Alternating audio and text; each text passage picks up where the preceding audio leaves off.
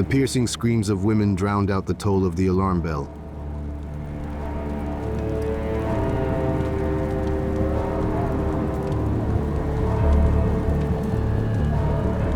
The first blood spattered on the steps of the faceted chamber. This only enraged the rebels further, clearing their path with sharp spears and with poleaxes. And then they stormed into the palace.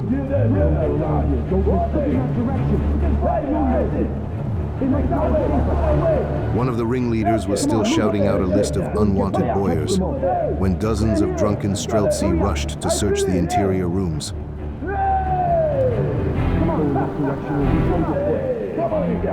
They found many victims in the rooms and took many lives that day.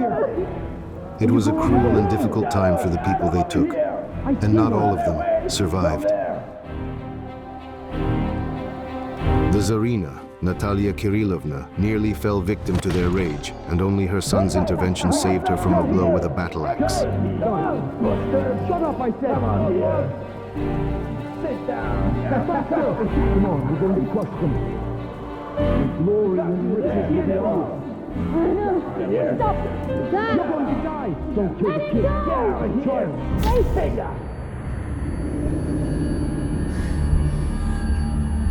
The massacre lasted for 3 days. Before the eyes of the 10-year-old Tsar, the Streltsy tore apart his mother's brothers, as well as her close boyars.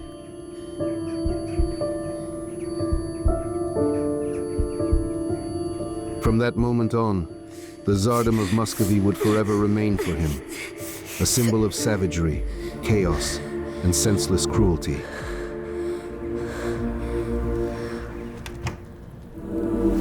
Years would pass and he would turn the life of an entire country upside down, changing the power structure, way of life, habits, and even the outward appearance of his subjects.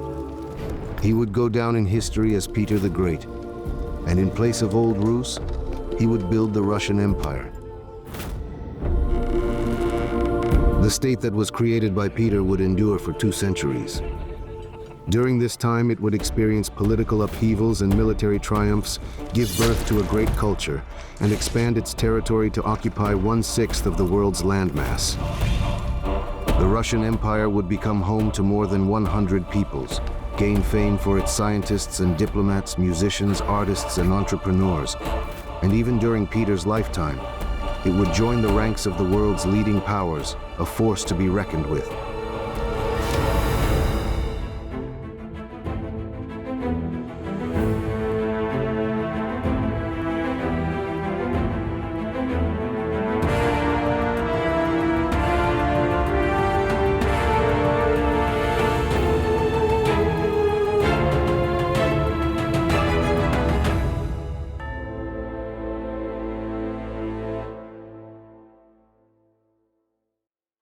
In 1682, after the death of Tsar Fyodor Alexeyevich, who left no direct heir, a political crisis erupted in Moscow. And what a crisis it was. It reached its climax during the bloody Streltsy uprising, and was only resolved after the convening of the Zemsky Sobor. As a result, 2 brothers were crowned at once, 10-year-old Peter and 15-year-old Ivan. Until they came of age, the country was ruled by their older sister, Tsarevna Sofia. She was a highly educated, intelligent, and power-hungry woman. Peter and his mother, Natalia Kirillovna, moved to the village of Preobrazhenskoye near Moscow. The young Tsar was not known for his diligence, and church books bored him to tears. However, Peter couldn't tear himself away from colorful foreign publications. He hastily flipped through the pages, eagerly peering at images of fairy tale German cities that stoked his imagination. The unfamiliar life beckoned, seeming like an eternal celebration.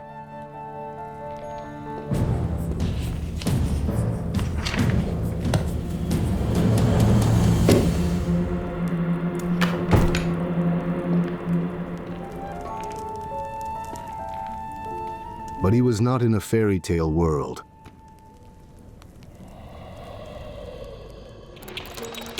By the early 1680s, the Russian Tsardom occupied a territory of 14.5 million square kilometers, with a population of about 11 million people. A small population for the territory. There was less than 1 person per square kilometer. The lands beyond the Urals remained almost uninhabited. While Moscow had 100,000 inhabitants, all of Siberia had no more than 20,000. At this time, France actually had twice the population, even though at least 20 Frances could fit within the territory of the Russian Tsardom, a major population difference. Russia attracted neighboring lands very much like a magnet. Starting as a small Muscovite principality, it transformed into an empire before anyone even called it one. The annexation was far from always peaceful. But step by step, Russia merged with other countries and peoples, and before it knew it, it occupied 1/5 of the world's land mass. Different peoples, while remaining distinct, were willingly or unwillingly incorporated into the common state and cultural construction. They quarreled with each other and with the authorities, rebelled, and made demands. The authorities suppressed rebellions for which they were disliked, but they were forced to listen to demands for which they were respected. Meanwhile, the peoples and states of Europe existed in extremely cramped and crowded conditions. Large states butted up against each other's borders, nibbling away at their neighbors' territories, but without fundamentally changing the balance of power. With scarce resources, survival here was possible only by developing technologies and science, knowledge, and skills.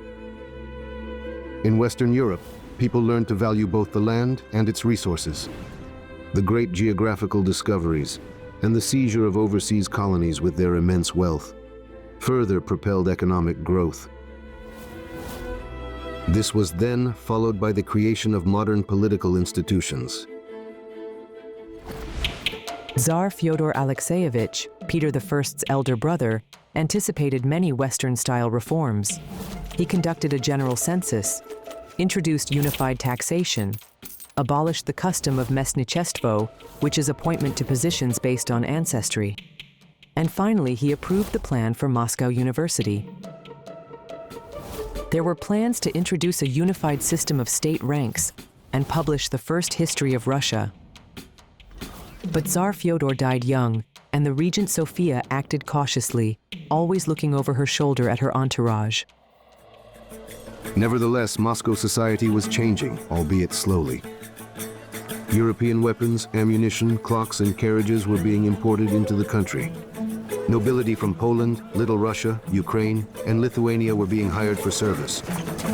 New customs, language, and clothing were coming into fashion. Many nobles preferred the Polish kontusz to the old-fashioned kaftan, which was originally Eastern attire, as were the boyars' fur hats and peasants' army acts, the influence of the West.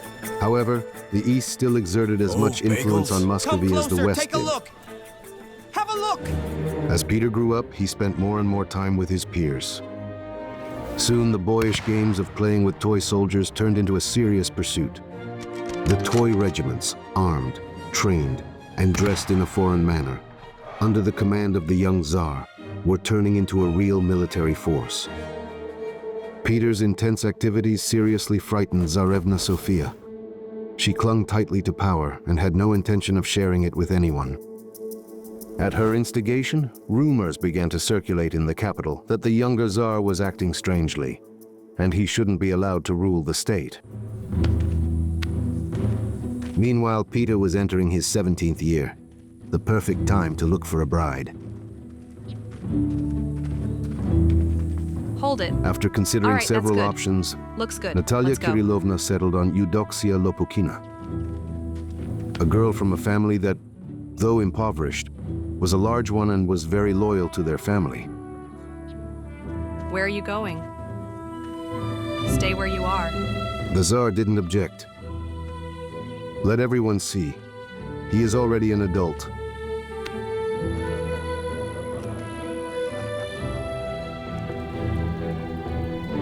Months passed, and Eudoxia was expecting their firstborn. But the young husband felt confined in the cozy family nest. There, far from the royal chambers, on the free banks of the Yauza River, reckless friends and new plans awaited him. And his wife increasingly found herself spending long summer evenings alone.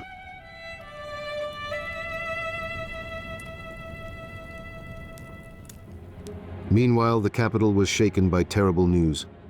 Allegedly, Peter had decided to storm the Kremlin with his toy troops, kill his elder sister, along with his brother Ivan, and become the sole ruler. Sophia, who had spread this rumor herself, demanded that the Streltsy stand in her defense, and that Peter be deposed and arrested. The conflict between Sophia and Peter boiled down to a power struggle between two aristocratic clans. Both of the sides were betting on a strong and special alliance with Western powers. Sophia and her entourage were oriented towards both Catholic Poland and Austria. A victory for the Tsarevna would have led to an increase in the influence of the Papal Church. All of this could have sparked extensive religious conflicts in Orthodox Russia, or even a civil war. Peter, on the other hand, would choose Protestant countries as his model, the Netherlands, Germany, and England. His subsequent reforms did little to align with the Orthodox view of the country's future, introducing a spirit of materialism. However, despite the upheavals associated with Peter's vast reforms, Russia avoided religious wars.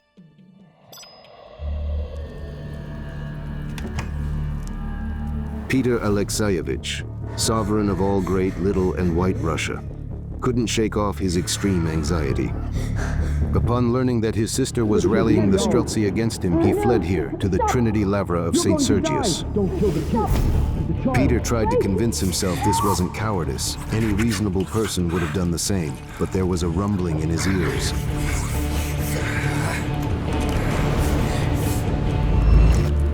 Now much had changed.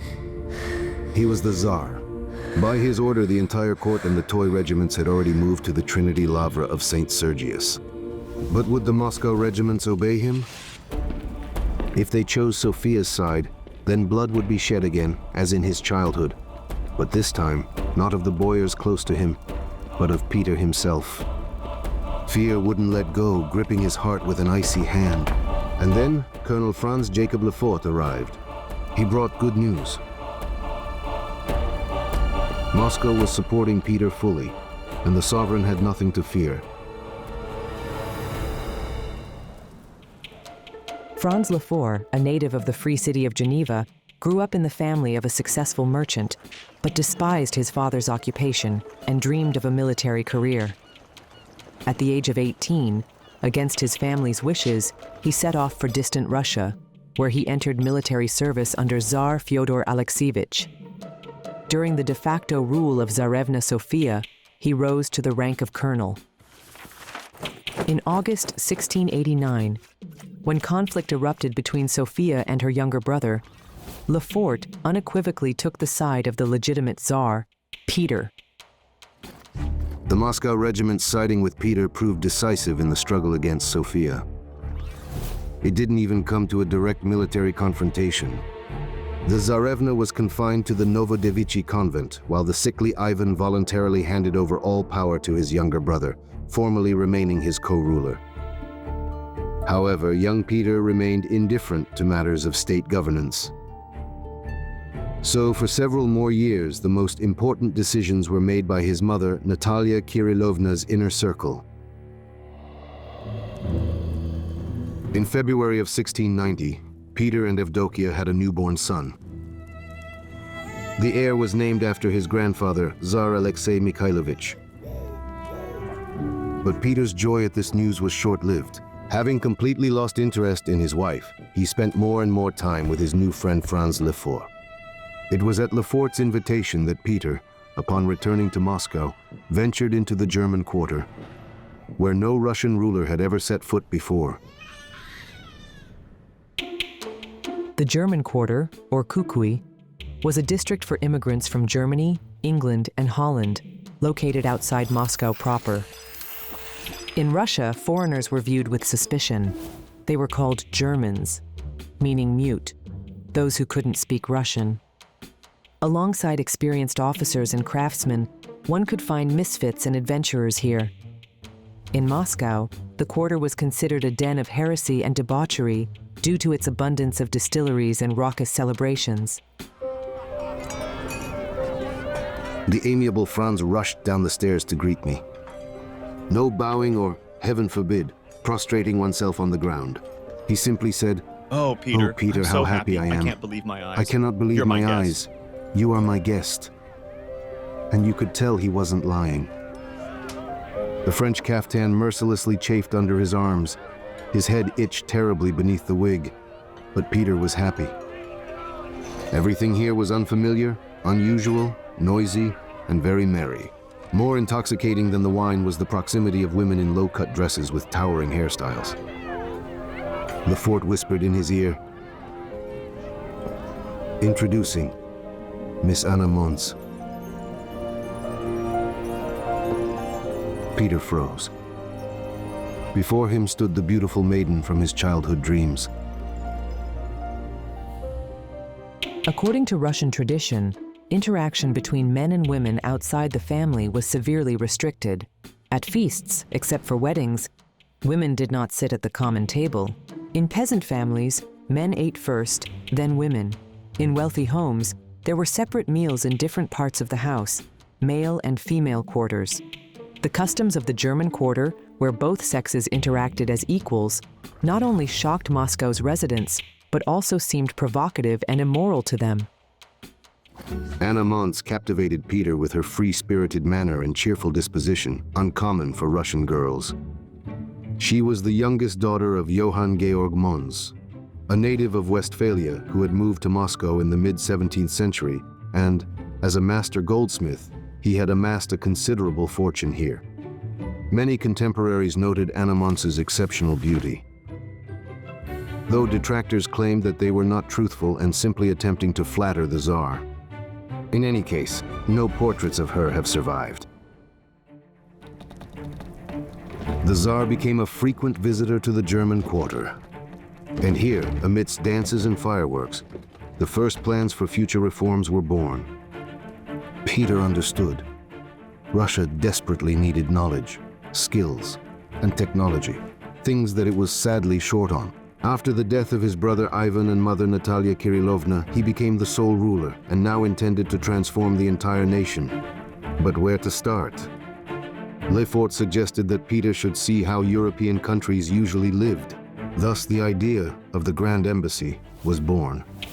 The official purpose of the Grand Embassy was to find allies for the war against the Turks. The unofficial goal was to become acquainted with European culture and technologies. The embassy was led by Franz Lefort, Fyodor Golovin, and Duma clerk Prokofy Voznitsin as well. The Tsar himself embarked on the journey incognito, under the name of Foreman Pyotr Mikhailov.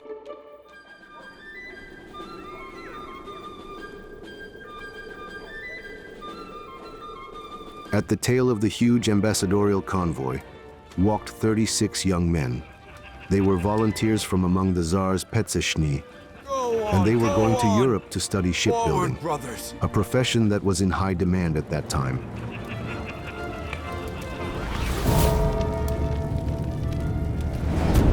And in one of them, as long as a Pole, the Muscovites, not believing their eyes, suddenly recognized the Tsar himself.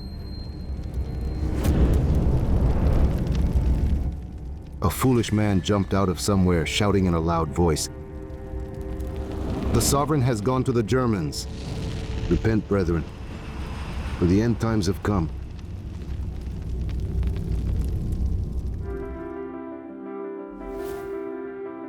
Peter walked the streets. He wore the clothes of a Dutch sailor. And he was doing the unthinkable. He was working. He loved manual labor. And throughout his life, he was always eager to learn new trades. He forged anchors, made paper, worked on a lathe, tore the teeth of courtiers, and sometimes took up the surgeon's scalpel. Once he worked for several hours in a row in the smelting shop, making 18 poods of iron, for which he received 18 alten. He loved to work. With this money, he immediately bought himself new clogs, and was pleased to show them to everyone, saying that he had earned them by his own labor.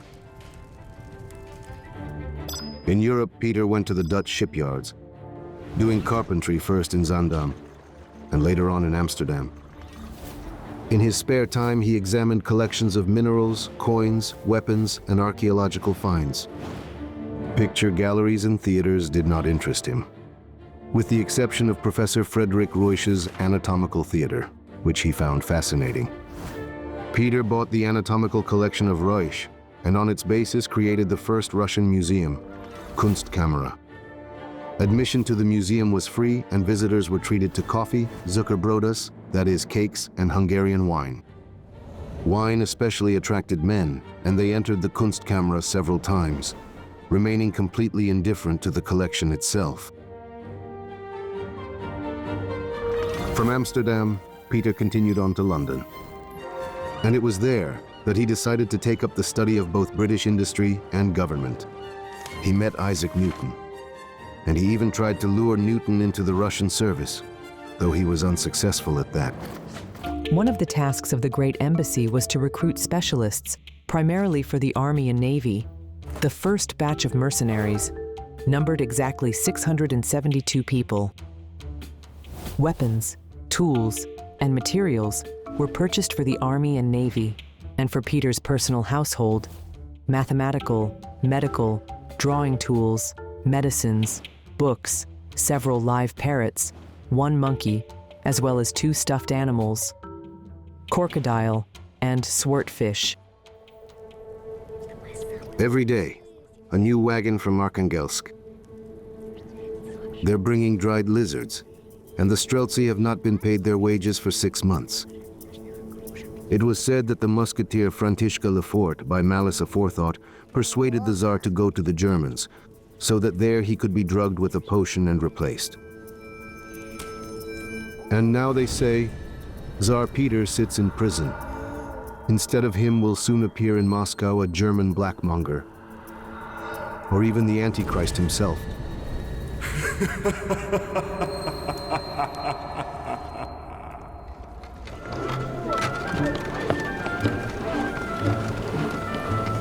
Peter was more enthusiastic than ever, and Franz from Amsterdam wrote letters to the sovereign several times a day.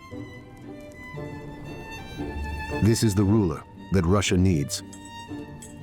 Now this country, vast and rich, is blocked off by the frequent fences of age-old prejudices. But Peter has the determination to break down all that is superfluous and to build that which is necessary. From London, Peter and his retinue traveled to Vienna. And the owner of the house, which was rented to the Russian Tsar, has asked the British government to compensate for the damage. It was valued at the enormous sum of 320 pounds, a lot for the time. Meanwhile, bad news came from Moscow. The Streltsy rebelled. Trouble was brewing. 4 Streltsy regiments marched to Moscow to burn the Nemetskaya Sloboda, to exterminate Peter's supporters, and to put his sister Sophia on the throne. The riot letter went on for a month. What had happened in Moscow in the meantime, and who had gained the upper hand, he did not know. The king was convulsed with hatred and fear. Never had Lefort seen Peter like this. There, in Moscow, the hated Sophia again called the Streltsy to kill him and trample everything that was dear to him. His friends, his love, his dream, everything in his life.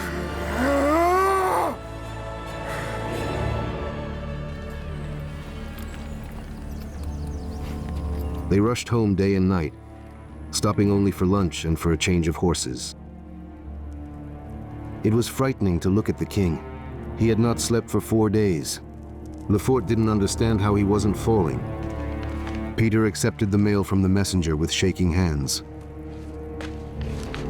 From Moscow, they reported the uprising was suppressed. That was the end of it. 100 people executed.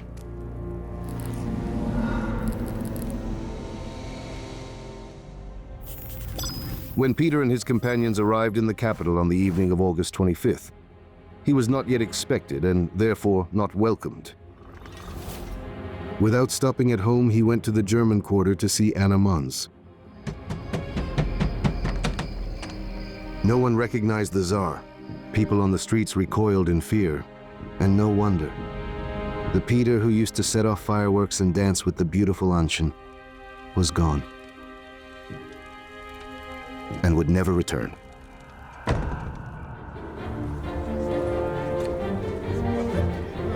The day after his arrival, the Tsar staged a demonstration in the Kremlin.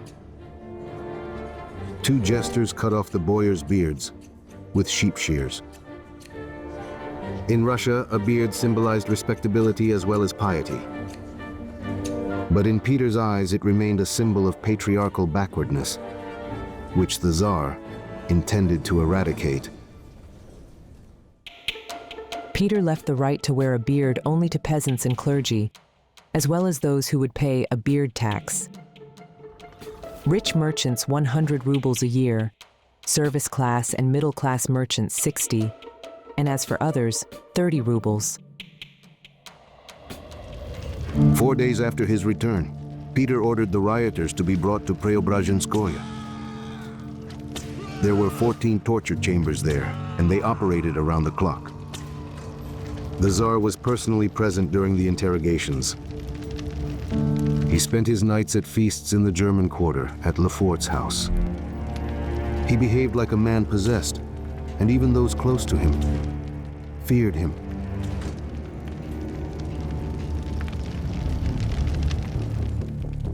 A month later, the executions began, with the largest taking place on October 22nd. 200 Streltsy who were arrested were brought to the Red Square. Wives and children ran crying behind the carts. Execution blocks and gallows stood near the Kremlin wall. The role of executioners was assigned to the Tsar's associates. Only Lefort, among a few foreigners, managed to refuse. Evdokia burst into tears, begged, accused her husband of terrible cruelty. Only the worst of monsters could actually leave such a young son without a mother. Then she went to seek the Patriarch's intercession, and thereby angered Peter even more. His anger was terrible to behold indeed.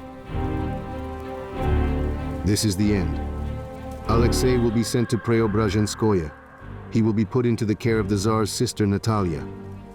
And now, the heir to the throne watched silently as the guards took his mother away to the monastery, to eternal confinement. And in his soul grew a helpless rage against his father.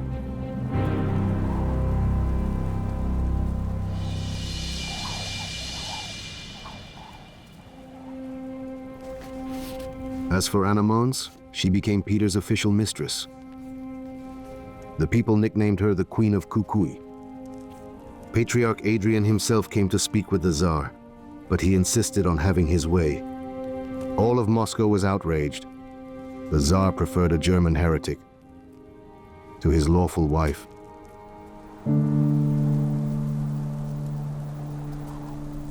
In the terrible winter of 1699, frozen corpses of Streltsy hung all over Moscow, and the corpses were forbidden to be removed. Flocks of crows circled over the city.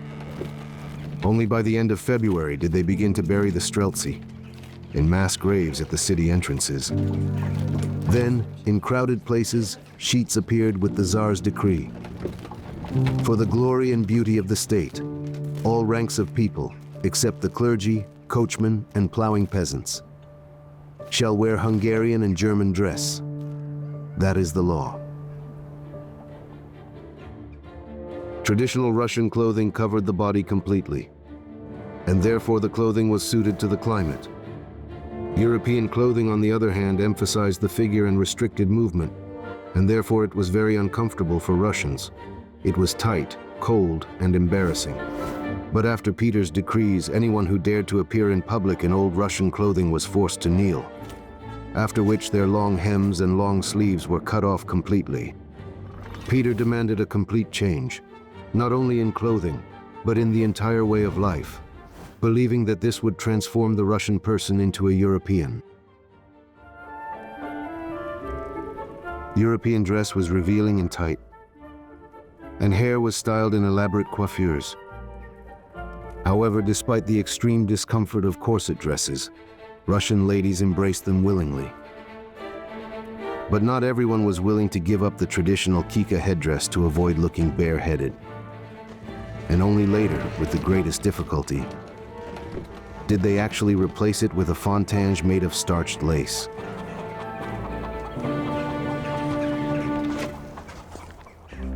If previously the clothing of boyars and peasants differed only in the quality of fabrics, trimming, and decoration, now a divide occurred.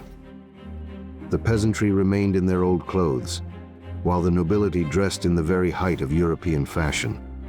But people wanted traditional clothing. Officers asked for military uniforms in the old Russian style, not even 50 years after Peter's death.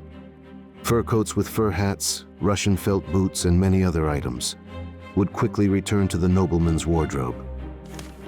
New outfits and manners were to be displayed at assemblies. Social gatherings with dancing, feasting, and conversation.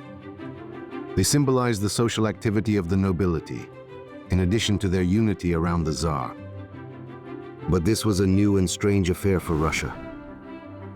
The once secluded young women quickly adapted to these innovations and developed such a taste for them that a few years later, Peter himself bitterly noted the decline in morals.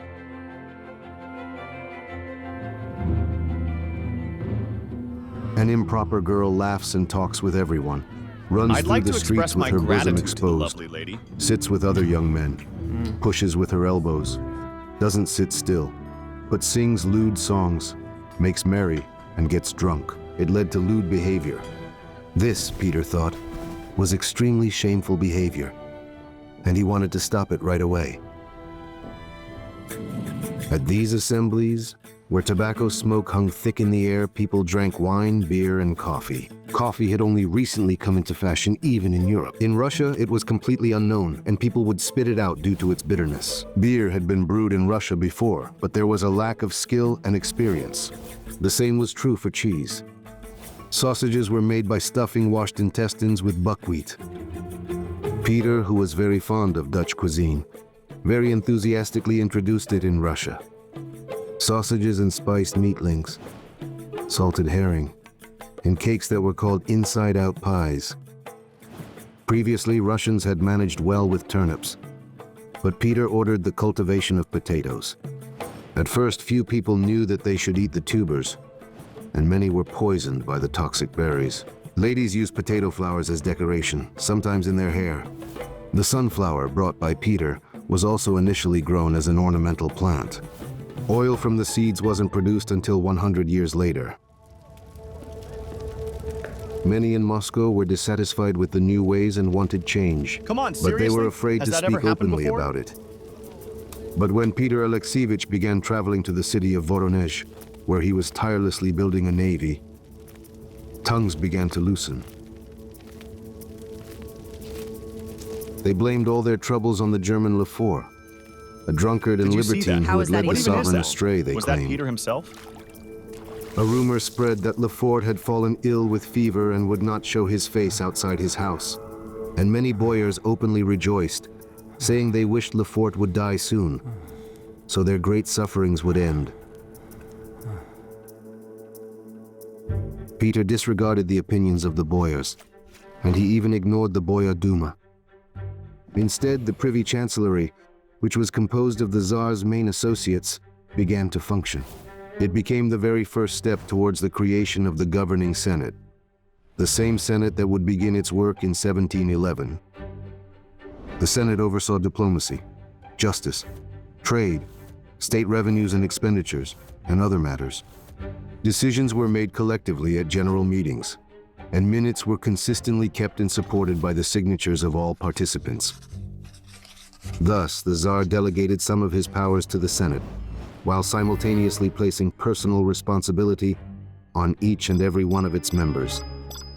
The Senate's work was overseen by the Procurator General, who reported directly to the sovereign. He was called the Eye of the Sovereign. Instead of the system of prikazi, or departments, Peter introduced collegia based on the Swedish model. The spheres of activity for each collegium were strictly delineated. The collegia also introduced a consultative, or collegial, system of management. Catherine the Great would later reform the work of the collegia, increasing their number to 12, and in 1802, Emperor Alexander I would replace them with the first ministries, thereby establishing the fundamental principles of their operation.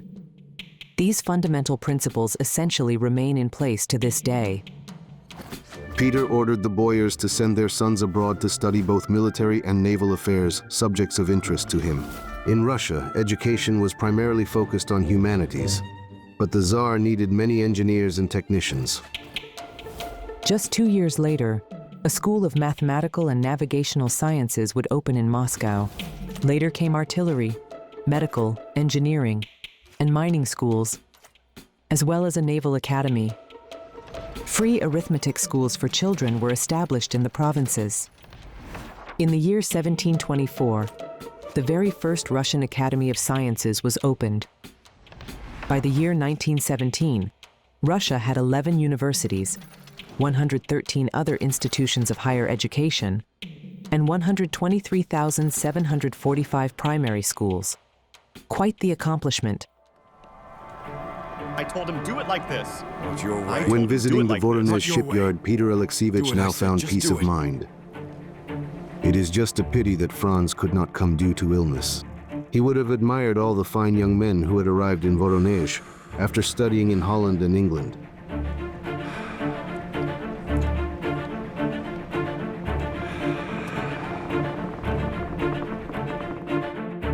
They left as simple, ignorant youths, but then they returned as exemplary young men who are worthy of emulation. They wore new clothes as if born in them, spoke several languages fluently, drew blueprints, and they even mastered sciences and machinery. Gradually, the seemingly petrified mass of Russian life, as Peter saw it, this great mass began to shift. But how much more there was to do, to correct, to change. It was endless. Forced Europeanization affected all social classes except the most numerous of the social classes, the peasants. The peasant, just like 200 years ago, relied solely on his own labor.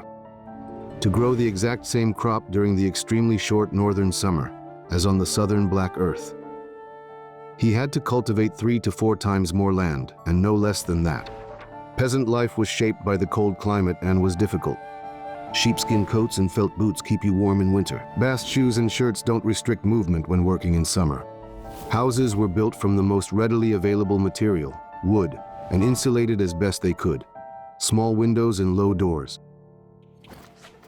Peter realized that it was impossible to turn a Russian peasant into a Dutch one. Nevertheless, he regulated peasant life as well. His decrees dictated how to harvest grain, build huts, and how many times a week to heat the bathhouse. The costs of reforms and endless war fell on the shoulders of the peasantry. To increase revenue for the treasury, taxes were imposed on private fishing, inns, mills, apiaries, and even on stables.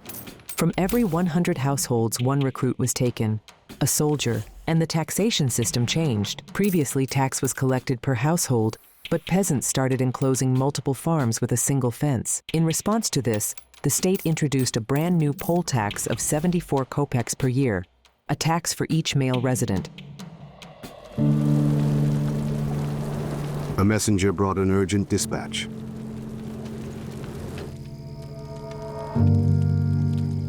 Franz Yakovlevich was on his deathbed.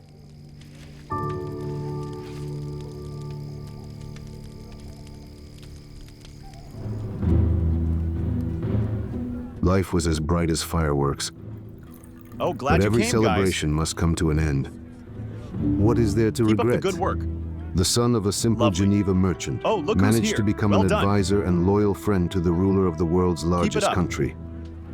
Oh, His nice. mission was accomplished. Let's have a drink. Peter will carry on from here. Oh, Hungarian? And he, Lefort, who gave Peter his word to serve until toast. the end of his life, To the clinking kept of his glasses. promise. Because Let's raise Franz our Lefort's glasses. word is as good as gold. Lefort ordered musicians to be brought in, tables to be Music. set, and cups to be filled. Send away the Violins. doctors now, and call for friends. and feast. Ah, what a pity that Peter isn't here. He would have appreciated Franz Lefort's last celebration.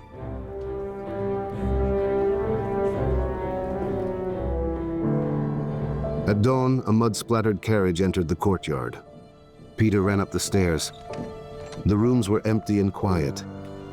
Tired servants were cleaning up the traces of yesterday's celebration.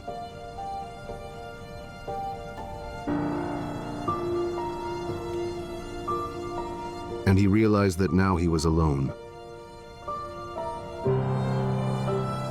Those around him were loyal servants, but his friend was gone.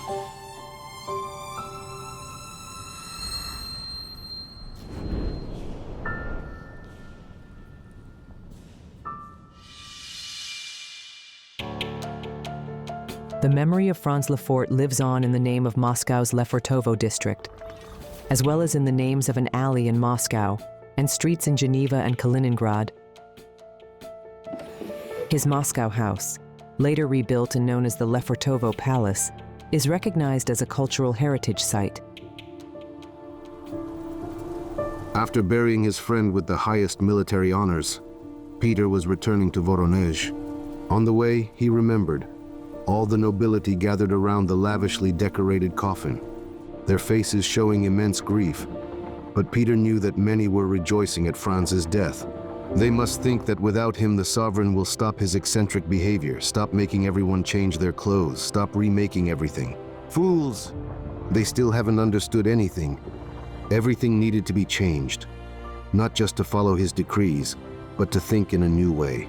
Only in this way, by discarding centuries-old customs without regret, could the Muscovite Tsardom be transformed into an advanced European power. Peter began changing the culture according to modern Western models. A new literary language was taking shape.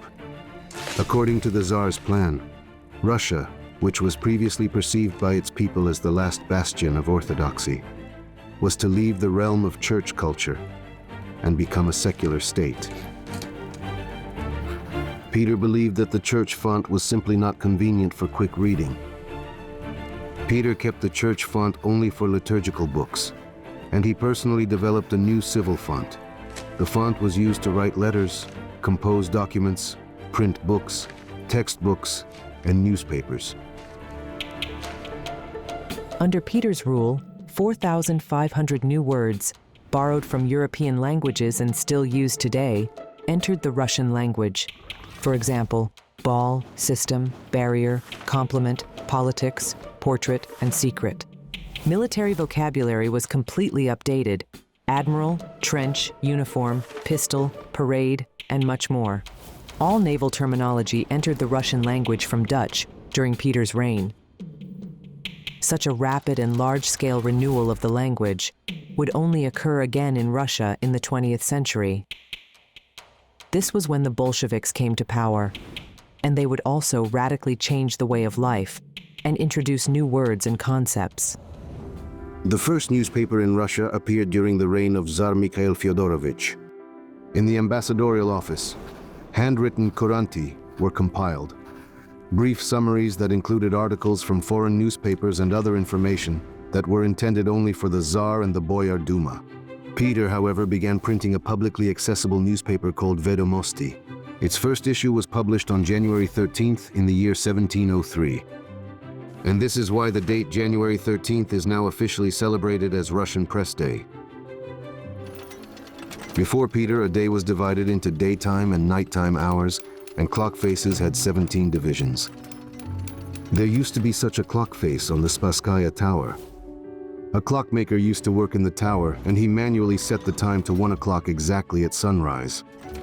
The bell would notify all of the townspeople that a new day had begun, and it would strike every hour. Then at sunset, the clockmaker would switch the clock to nighttime mode. As a result, on the longest day of the year, there were 17 daytime and 7 nighttime hours. Therefore, there were 17 divisions on the clock face. In total, a single day consisted of exactly 24 hours. But every day, the clock hands needed to be adjusted in order to start the time count from sunrise. It was under Peter that clocks got the familiar 12 divisions we know today. New clock faces were installed on the Spasskaya and Troitskaya towers of the Kremlin and on the bell tower of the Church of the Archangel Gabriel. In Russia, before Peter, the annual time cycle was measured not by the Julian calendar, as sometimes thought, but by the Byzantine calendar. This calendar was also called the Great Indiction. The chronology was counted from the creation of the world, and the new year began on September 1st. Days and months were counted from both Orthodox holidays and fasts. Peter introduced two innovations to the Byzantine calendar. The chronology was now counted from the birth of Christ. Furthermore, the new year began on January 1st. In 1917, after the February Revolution, the Gregorian calendar was introduced in Russia. The difference between the calendars was 13 days. And this is why Christmas in the Orthodox Church is now celebrated on January 7th, after New Year's Day instead of before it. Decrees were posted all over Moscow to universally recognize the new year, the 1700th from the birth of Christ, starting from the 1st of January. To celebrate the new year, make decorations from fir trees, entertain children, and go sledding down hills. And adults should be sure to refrain from drunkenness and brawling, because there are enough other days for that. Previously, the new year was celebrated with a festive prayer service and a religious procession. Peter ordered that after the prayer service, there should be mass celebrations throughout the festive week, from January 1st to 7, along with the firing of cannons and rifles, bonfires at night for illumination, and homes decorated with both pine and juniper branches and filled with joy. The New Year's celebration we know today with Christmas trees and firecrackers was established by Peter the Great, as was the tradition of secular holidays. At first, decorations made from fir branches didn't catch on. It wasn't until the second quarter of the 19th century that the custom of decorating a Christmas tree became established, which under Soviet rule was again called a New Year's tree, as in Peter's time.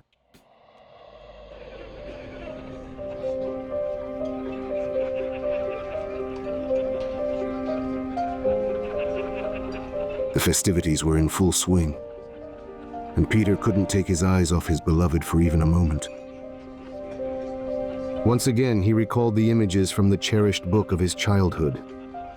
Knights in shining armor, magical cities, a beautiful maiden, and life, an entire life, like an eternal celebration. Why hesitate? Could he find a better wife? Oh, if only Anna loved him as much as he loved her. But to his sincere passion, she responded with only a rehearsed, polite smile that betrayed cold detachment. It was the exact same expression that the Tsar sometimes noticed on the faces of foreign advisors when he shared his plans to transform his homeland along European lines. So perhaps everything he had been striving for was a mistake. The celebration ended, and with it, all doubts evaporated. The sovereign departed for Voronezh once again. A great war lay ahead, and the fleet, army, and entire country had to be rebuilt. He didn't look back at Moscow. He could already see a new city in the distance. Streets straight as arrows, canals, palaces, and enormous ships in the harbor. He didn't yet know where this city would be, but he firmly believed that it would exist.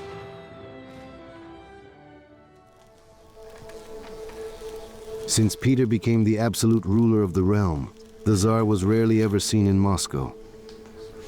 He conducted maneuvers with his toy regiments, built wooden fortresses, and then captured them himself. Meanwhile, a whole heap of decrees had already piled up. Finally, the door burst open with a bang. Into the chamber burst the disheveled and grimy sovereign of all Russia.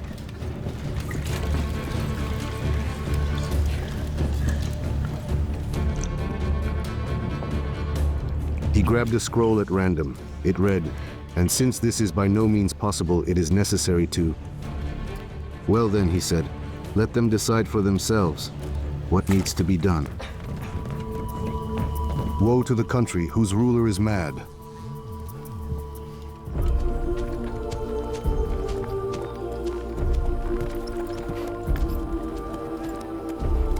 What will become of the Russian Tsardom if the sovereign behaves like a child and, as if possessed, plays with toy soldiers? Many years will pass since then, and Peter the Great, ruler of all Russia, will reshape the entire state system and economy in order to create Russia's first professional army ever in all of history. And he will lead it into battle against the most powerful military force ever to be seen in Europe.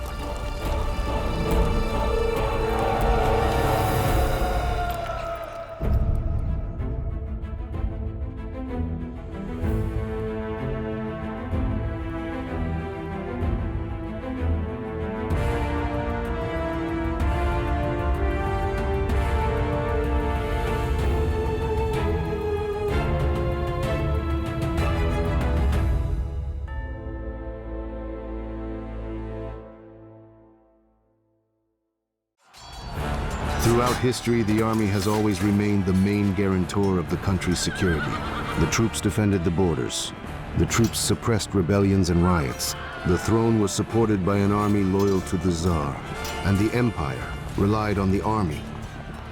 The Russian army was very large, but it was also diverse in its composition. It was primarily composed of noble cavalry, streltsy infantry, and soldier regiments of the foreign formation. A nobleman, in exchange for military service, received a land grant, an estate, from the Tsar, and used its income to acquire horses, weapons, and equipment. At the first call, the noble cavalry would arrive at assembly points for military reviews or set out on campaigns. The backbone of the Russian infantry was formed by the streltsy. The streltsy underwent combat training, and they lived in separate settlements with their families. During peacetime, they performed guard duty, and they fought fires. Many ran shops, engaged in trade, or pursued other private businesses. In addition, a separate part was formed by the so-called regiments of foreign formation. Initially, they were based on foreign officers and soldiers, and they served as the Tsar's personal guard. According to an old tradition, each Russian Tsarevich had a set of weapons and armor, as well as his own army that was recruited from boys of the same age, and it was called Poteshnoi, the Toy Regiment. But Peter Alexeyevich needed everything to be real, including uniforms, weapons, provisions, and even cannons, along with cannonballs and gunpowder, artillery masters, and experienced officers. By the year 1686, the young Tsar had at his disposal an extremely well-trained force, and this force was in no way at all inferior to a real army. It was the troops of the foreign formation that the young Tsar Peter took as a model for his army. He formed exactly 2 regiments from his toy troops, the Preobrazhensky and Semyonovsky.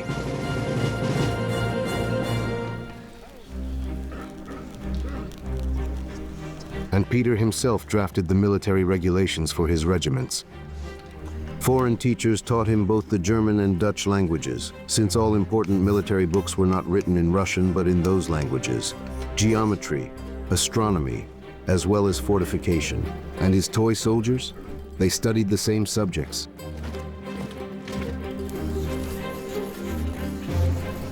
And then again, the drum, and again, firing practice, storming fortresses, and marching left, right, left, right. In just 10 short years, the former boys from the toy regiments would become the most combat-ready and professional military force in the whole of Russia. The army was in need of serious reforms. It was effective for war against old adversaries, the Crimean Khanate and the Polish-Lithuanian Commonwealth. But Peter, well, he faced all sorts of problems that had but recently seemed insignificant. From Arkhangelsk to the Volga, foreign trading companies completely dominated Russia. The English, Dutch, Swedes, and Danes bought Russian goods for a mere pittance, exporting them to Europe on huge ships. The English Parliament held numerous hearings in an attempt to determine whether or not to turn the lands along the Volga into a British colony. At the court of Polish kings, it was discussed that Russia should become for Poland what the American colonies were for England, with many arguing in favor.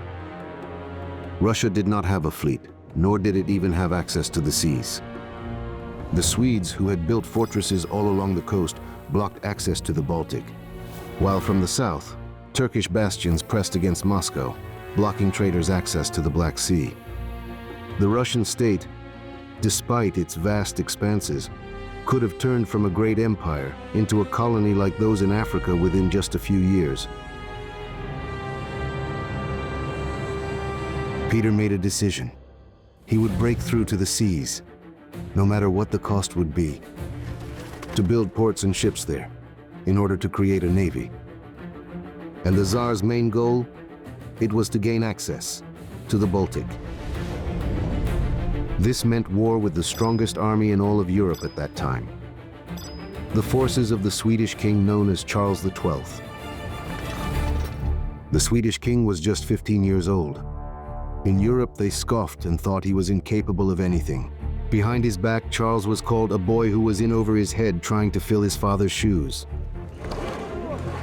Peter formed a military alliance with both Poland and Denmark, and then he set about strengthening his army. He recruited soldiers and foreign officers. Sparing no expense, he purchased rifles, cannons, and ammunition. And finally, he made up his mind. To mark the beginning of the military campaign, they held a celebration. Peter couldn't take his eyes off Anna Mons. His beloved was more beautiful than she had ever been before. Toasts followed one after another. To His Majesty, to each general individually, to the artillery and infantry, and to the Allies. The Tsar's orderly, Alexashka Menshikov, appeared clanking with tin buckets on his feet. He was imitating Charles in his boots. He climbed onto the table, and the guests, breathless with laughter, threw at him whatever they could get their hands on.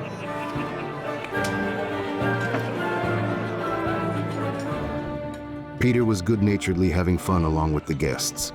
He did not yet know at the time that young Charles of Sweden had swiftly and easily knocked both the Polish and Danish kings out of the war completely, but he soon learned. Russia was left without any allies at all.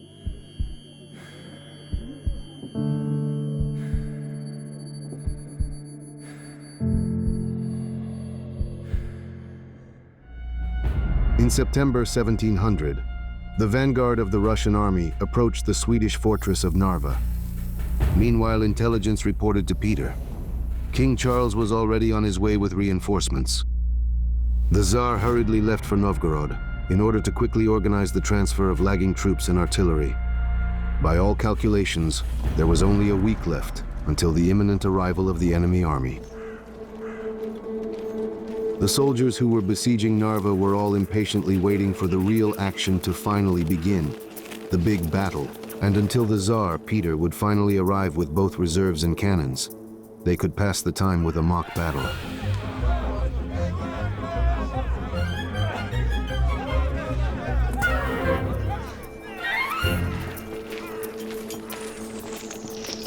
And then, all of the jokes came to an end.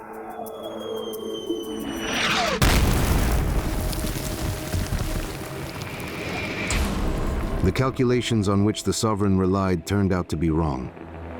Charles of Sweden appeared at the walls of Narva earlier than expected and unleashed the full might of his army on the Russian regiments. Captain Mikhailo Golitsyn realized, this is the end. Close ranks!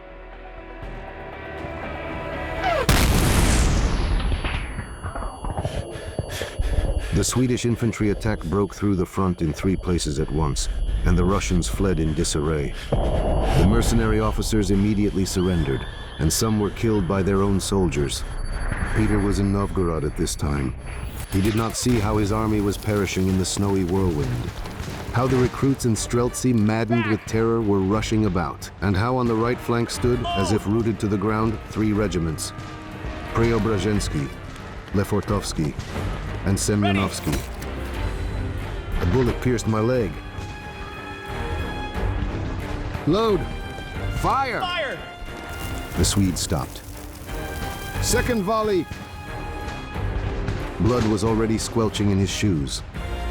A second bullet tore through the coat, striking the shoulder. The battle was already lost, but they held on, standing literally knee-deep in blood. Yesterday's toy soldiers, the future guards of the Russian army. Later, in memory of this, red stockings would be incorporated into the uniforms of the guards' regiments. But then, at Narva, out of the entire encircled Russian army, King Charles allowed only these 3 regiments to leave the camp with weapons and banners, to the beat of drums, out of respect for their immense courage and their tireless fighting skills. Peter met the remnants of his army in Novgorod. Stretched out along the entire road, unarmed, ragged soldiers trudged through the mud. His army was no more. Suddenly, the cold silence was broken by a distant drumbeat, in blood-stained uniforms. Struggling to maintain their thinned ranks, the Preobrazhensky and Semyonovsky regiments marched in formation, with weapons and banners, his strong, undefeated guard. And Peter understood what needed to be done. Now the entire Russian army must become such a guard. This will be a new army, one that can fight any enemy, under any circumstances, without ever relying on anyone's help at all. And win. The events at Narva showed that the Russian army lacked not only experience and training, but also discipline.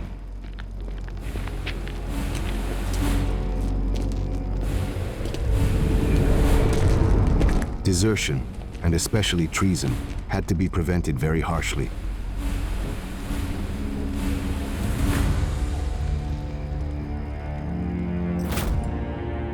Peter was especially wrathful and ruthless towards officers who dared to defect.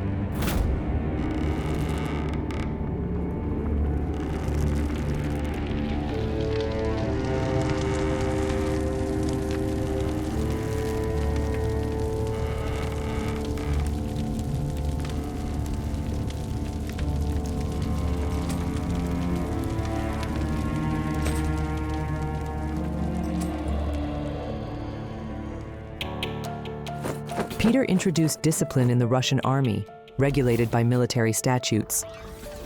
Violations were subject to a system of punishments, ranging from arrest and flogging with rods to the death penalty for treason. For theft, a shameful brand was burned onto the face. Cowardice and desertion were punishable by hanging. For blasphemy against the sovereign and commanders, as well as looting, the punishment was beheading or quartering. The final version of the charter was published in the year 1716. Later, even when deciding criminal cases, it was often Peter the Great's military charter that was referred to. By the time of Peter's reign, military affairs in Europe had changed significantly. Infantry, cavalry, and artillery operated in battle as a single mechanism. Commanders were required to know tactics, topography, and mathematics, and soldiers were required to display discipline and military skills which were achieved through training and education. Russia needed an army that was not just large, but one that was regular and professional, and capable of defending the country at any given moment.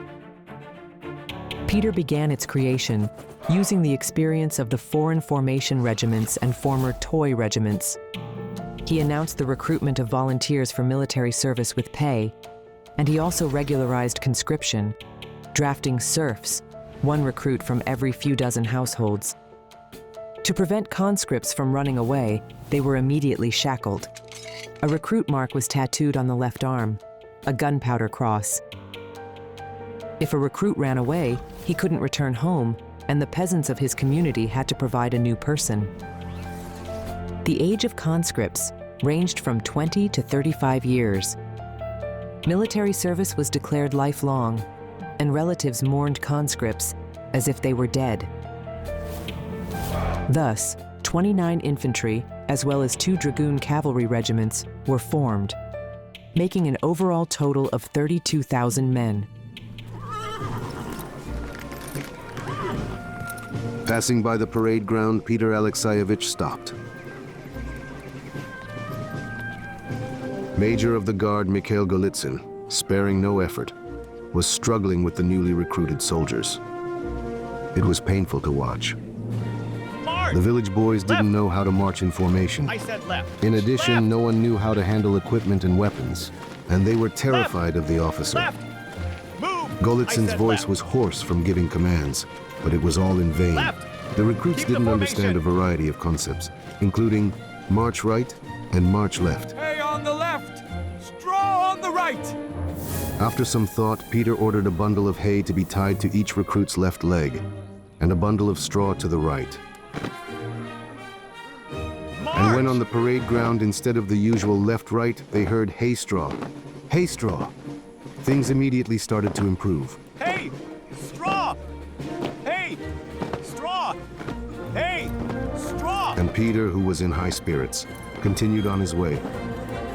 Now it was time to create their own officer corps. A Russian one.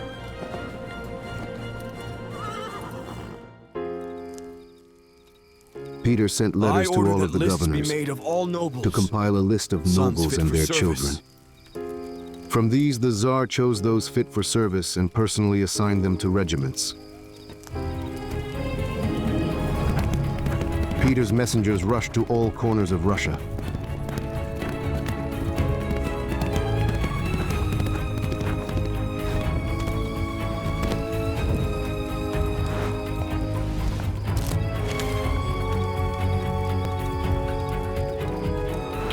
In 88 cities, the authorities deemed a whopping 11,147 landowners fit for service. All of the remaining nobles were ordered to stay ready and report for duty at the very first call. The rank of officer implied not only noble birth, but also extensive knowledge. Initially, Peter sent young people to study abroad, but he soon established special officer schools, including artillery and engineering ones where mathematics, ballistics, topography, and tactics were taught. For the first time in Russia, military education emerged. Just a year after Narva, there were no foreigners at all among the officers of the Semyonovsky Regiment. And there were only 3 in the Preobrazhensky Regiment. Amazingly, 206 Russian noble officers were sent to General Sheremetev's troops alone.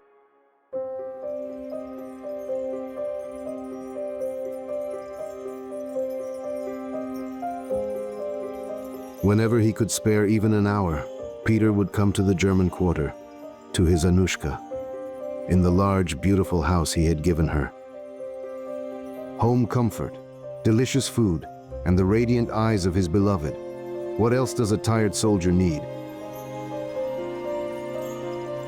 Peter loved for Anna to greet him in the old Russian tradition, with a shot of vodka, a small pie, and a kiss. He also loved boisterous feasts, rowdy behavior, crude jokes, drunken soldiers. But she longed for beauty, tenderness, flowers. Well, if it's flowers she wants, flowers it is. Danilich, quick!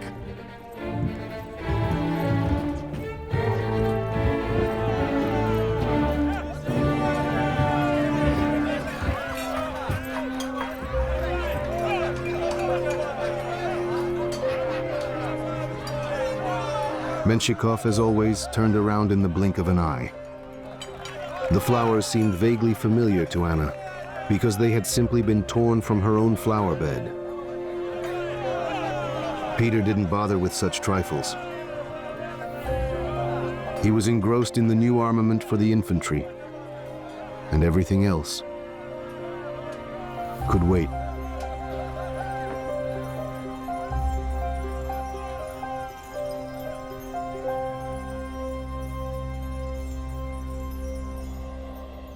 The infantry formed the backbone of the army. The infantry formation was protected from cavalry attacks by pikemen with long pikes pointed at the enemy. Over time, rifles with long fixed bayonets came to replace pikes. Ammunition was stored in pouches, a round bullet and a portion of powder that was wrapped in a paper cartridge. Following orders, the soldier would bite off the paper and pour some powder into the pan of the gun lock. The rest of the powder was poured into the barrel, where the bullet was also inserted, ramming the charge with a ramrod. The first rank would fire simultaneously and then fall back. The second rank would then move forward and fire the next volley. On average, reloading in battle took a unit 20 to 30 seconds, and this allowed for 2 to 3 shots per minute.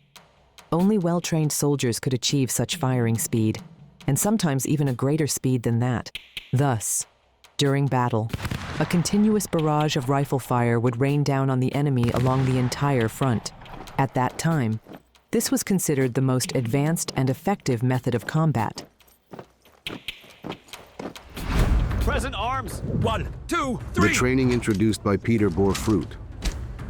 The Turks and Persians believed that the Russians shot directly from their fingers, and therefore after battles they examined the hands of the dead, wondering if they were human. Of all the military branches, Peter particularly favored artillery. That's Go on, why the take a artillerymen guess. of the Semyonovsky regiment prepared especially meticulously for the Tsar's review. The Tsar had begun his military service in the Bombardier Company. Since then, he enjoyed conducting firing Here, exercises himself. Catch the cannonball! Once, during a misfire, he nearly lost his eyesight and his life.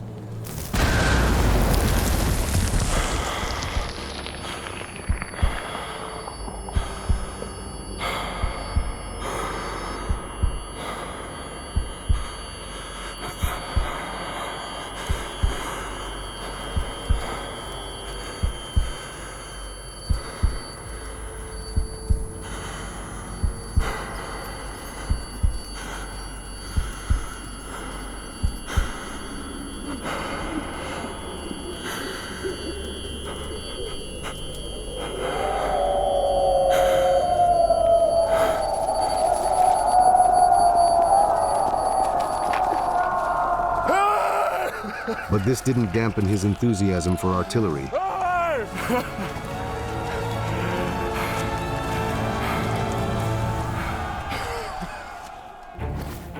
Peter studied cannon aiming techniques, gunpowder properties, and the design of guns and gun carriages. In the year 1697, after completing an artillery course in Königsberg, he received a certificate stating that Peter may be recognized everywhere as a very competent, careful, skillful, and fearless firearms master and artisan. Since then, the Tsar insisted on being addressed as nothing less than Mr. Bombardier, and he sometimes signed his letters as Bom, Bar, Deer in 3 syllables.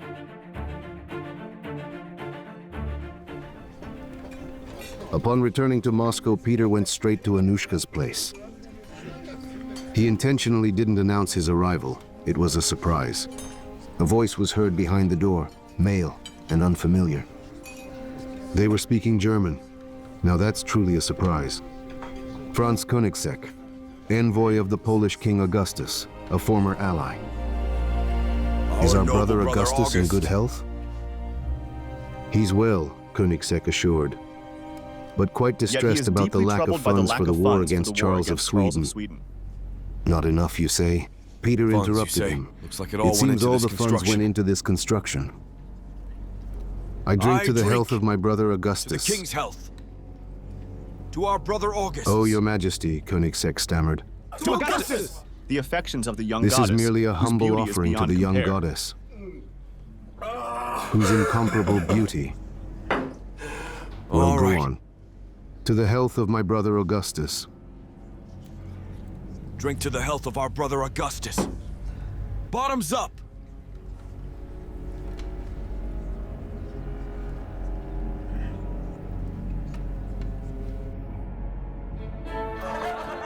Look how he is drunk. Come on, Koenigsegg guys. didn't last even an hour. Come here, big boy. Watch out, gentlemen. It seems this fellow is in dire need of a long nap. It's all right, he'll come around.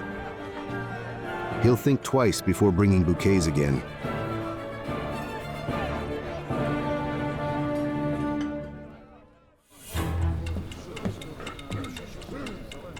Two long years had passed since the defeat at Narva. But Peter's determination to reclaim access to the Baltic from the Swedes only grew stronger. He knew exactly what he wanted, and he thought how to get it. Before marching on Narva, it was decided to capture the fortress of Notburg. This fortress stood on an island at the mouth of the Neva River, and its capture would allow the use of the river for transporting goods and supplying the Russian army. For 2 weeks, Russian artillery bombarded Notburg. Finally, a section of the eastern wall collapsed. After crossing the river, the Russians tried to storm the fortress through this breach, but the siege ladders turned out to be too short. The Swedes pelted the Russians with grenades, and so the assault came to a halt.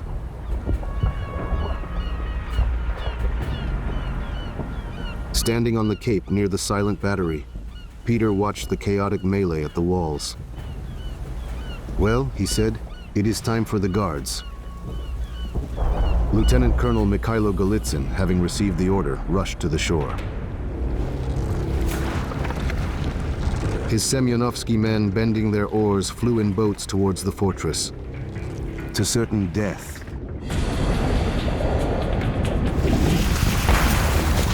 Upon landing, Golitsyn led his men, running into the assault. The soldiers stubbornly climbed the walls under a barrage of grape-shot grenades and stones, but did not advance even an inch. In the 6th hour of the battle, Peter could not bear it anymore and sent an order. "Do not waste lives, retreat." The messenger brought Golitsyn's reply.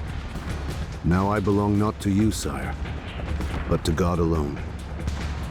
Peter managed to see how stubborn Mishka was, pushing boats into the river, so that no one would be tempted by the opportunity to retreat. It was the madness of the brave, outright suicide.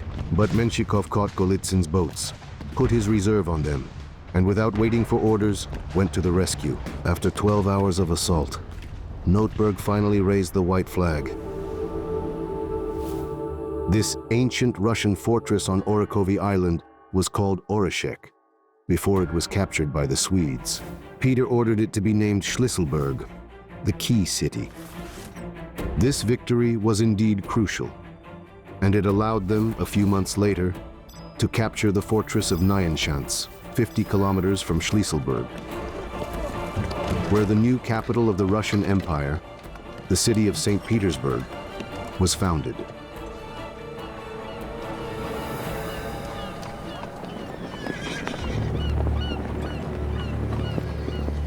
As time went on, Schlisselburg indeed became a kind of key to the northern capital. In the year 1941, the capture of this city by German troops marked the beginning of the Siege of Leningrad, a siege which lasted 872 days. The Oreshek fortress itself on the island resisted for 500 days, never allowing the enemy to cross to the right bank of the Neva and cut off the road of life. Only the liberation of Schlisselburg in the year 1943 first allowed for improved supplies to the northern capital, and then completely lifted the siege.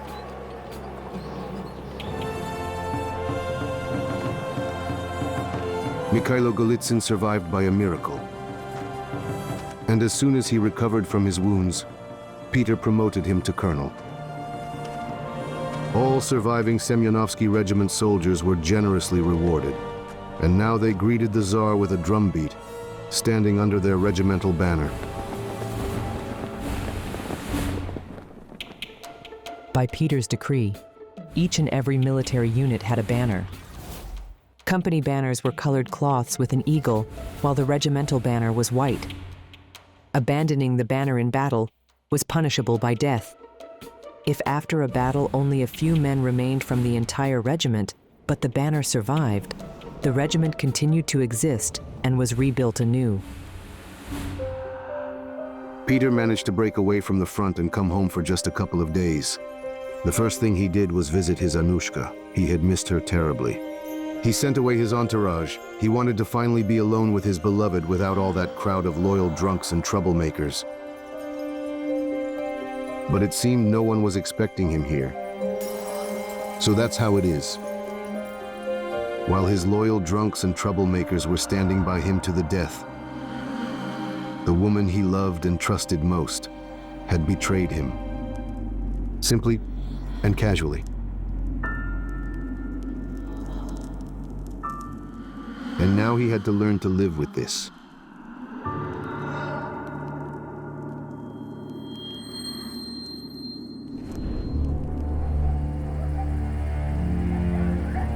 The next day, Koenigsegg was found in the Neva, in the shallowest part of the water. Apparently, he slipped on a stone while drunk and hit his head. Anna Mons was stripped of any and all privileges and property which had been given to her by the Tsar. She was placed under house arrest, and only after 2 years, following numerous requests, was she allowed to go to the Lutheran church once a week.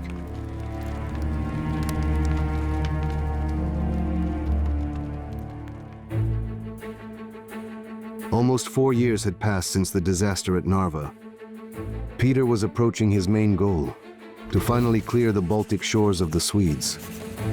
The fortress of Narva, where it all began, remained one of the enemy's last strongholds.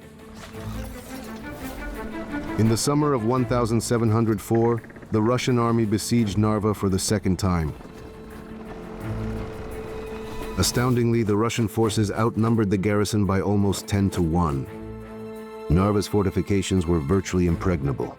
Moreover, there was a rumor that General Schlippenbach's 7,000-strong corps was coming to aid the fortress. And then Peter had an idea.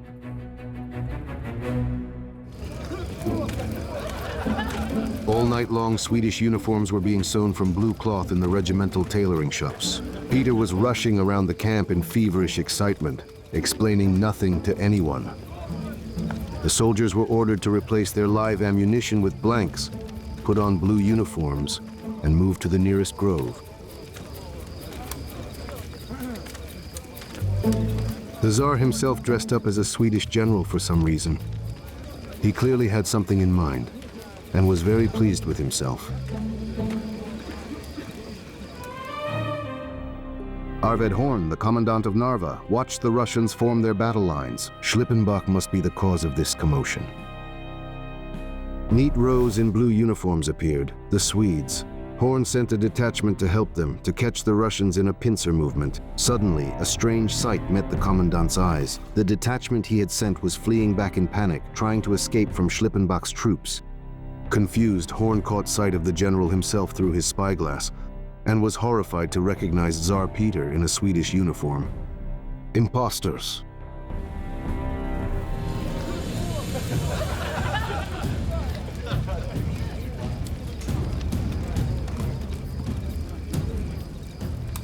That night, the Russian generals led by Peter had a great time recalling how you Menshikov, imagine? commanding the fake battle, You're not nearly lying. fell off his horse from laughter. And the looks on the Swedes' faces when they discovered this masquerade. Hooray! Hooray! However, they had to admit that the maneuver had failed. They couldn't storm into Narva by brute force. A proper siege had to be initiated. For 2 months, Russian cannons bombarded the fortress. In Narva, fires raged on and famine set in. But when offered to surrender, Commandant Horn responded with an insult. Peter ordered the assault to begin. The Narva garrison fought with fierce determination. And just as the Russians managed to climb the rampart, the Swedes detonated a mine, killing both friend and foe alike. When blood-stained stones stopped raining from the sky, the Russians stormed the city in such a bestial rage that no one was spared. The screams were deafening.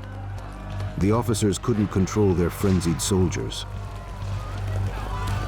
Peter entered the city on horseback, as befits a conqueror. The first thing he saw upon entering was a Russian soldier who was dragging a woman by her hair. In a fit of rage, the Tsar drew his broadsword and cut down the marauder in front of everyone. The rampage came to an abrupt end. They barely managed to rescue Commandant Horn from the hands of the enraged soldiers and take him prisoner along with the remnants of his garrison. 4 years after their first defeat at Narva, the Russian army had their revenge, and now they were heading to winter quarters. Temporary houses were built for the regiment, or soldiers were billeted with local residents. According to regulations, 1 bed was required for every 3 men, assuming 2 would sleep on it, while the 3rd was on guard duty. A private was entitled to daily rations of 400 grams of meat, mutton or beef, 800 grams of rye bread, 2 shots of wine or vodka, and about a liter of beer. Additionally, each person was allotted 350 kilograms of flour, 160 kilograms of buckwheat or oat groats, and 11 kilograms of salt per year. Every day, Peter personally approved the daily ration. Afterwards, for a month, he ate only soldiers' food, not allowing himself the slightest indulgence. However, during marches, food convoys were often delayed. Sometimes, due to corrupt quartermasters, the food arrived spoiled.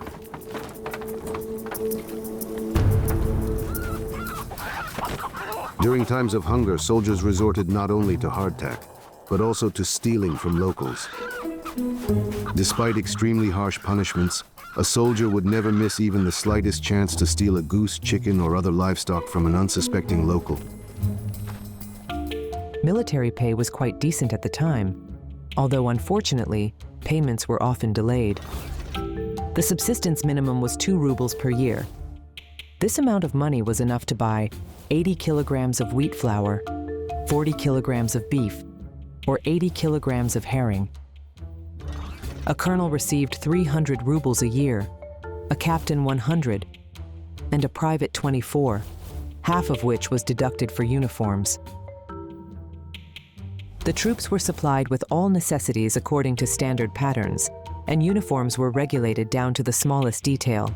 A private was issued, a felt tricorn hat, a long single-breasted cloth coat, green for infantry, blue for dragoons, red for artillerymen, a waistcoat, knee-length breeches and 2 pairs of stockings, a necktie, 2 pairs of footwear, low shoes for marching, boots for guard duty, high boots with spurs for dragoons, and 2 sets of underwear. In winter, a woolen cloak called yapancha was worn. Army supply contracts were always a lucrative opportunity for merchants and manufacturers. The production of weapons, ammunition, and uniforms brought considerable profit and remained a subject of bribery and theft worldwide. Peter had a habit of feeling the cloth of soldiers' uniforms and cloaks and inspecting their shoes. If they turned out to be of poor quality, the full force of the Tsar's fury would be unleashed on the pitiable culprit. Peter ruthlessly sent those caught stealing to frozen Siberia, slit their nostrils, or simply hanged them if the value of the stolen goods happened to exceed the price of the rope. Medicine was also regulated in army life. Regimental doctors were issued monastery bags with a set of tools and supplies. Knives, saws, tourniquets, splints, waxed threads, needles, syringes, and lint, a precursor to cotton wool made from cotton threads. The doctors were usually foreigners. They rarely dealt with treating infectious diseases or preventing epidemics, considering their main tasks to be removing bullets and shrapnel, treating wounds, and amputating limbs. However, the most common diseases in the army were actually intestinal infections of various types. At times, these diseases could decimate up to half of the troops. One day, Menshikov invited the Tsar to come and visit his field quarters. He must have wanted something, it seems. A new housekeeper was serving them at the table.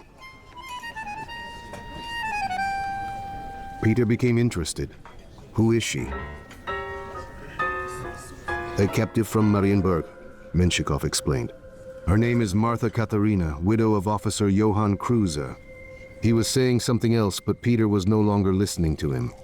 It was as if the housekeeper had cast a spell on him.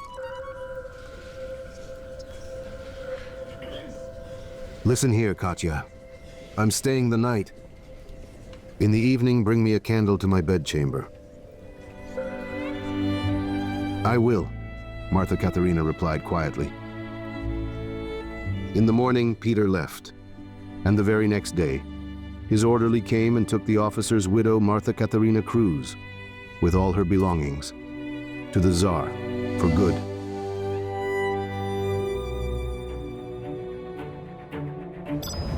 By the year 1704, the Russian army had recaptured almost the entire southern coast of the Baltic Sea from the Swedes. Peter's strategic objective seemed to have been accomplished. St. Petersburg was being built at the mouth of the Neva River. Piers, ports, military and merchant ships were being constructed. At long last, Russia was preparing to join global trade. And its army made it abundantly clear that there would be absolutely no colonies on Russian soil. Neither Peter nor his generals had the slightest inkling that the greatest test for the army and for the entire country was yet to come. The loss of the Baltic coast forced the Swedish king, Charles XII, to turn his full attention to events occurring in the east. The commander, who had already defeated all of Tsar Peter's allies, decided it was finally time to deal with the Russian problem as well. In June of the year 1708, shocking news reached St. Petersburg. Charles was marching towards Moscow, and he was leading his entire army. The very existence of the Russian state was under threat, and Peter understood this better than anyone else. It's one thing to capture individual fortresses, but quite another to face the main forces of the world's best army. Fortifications were being hastily erected on the western border. Moscow was also preparing for defense.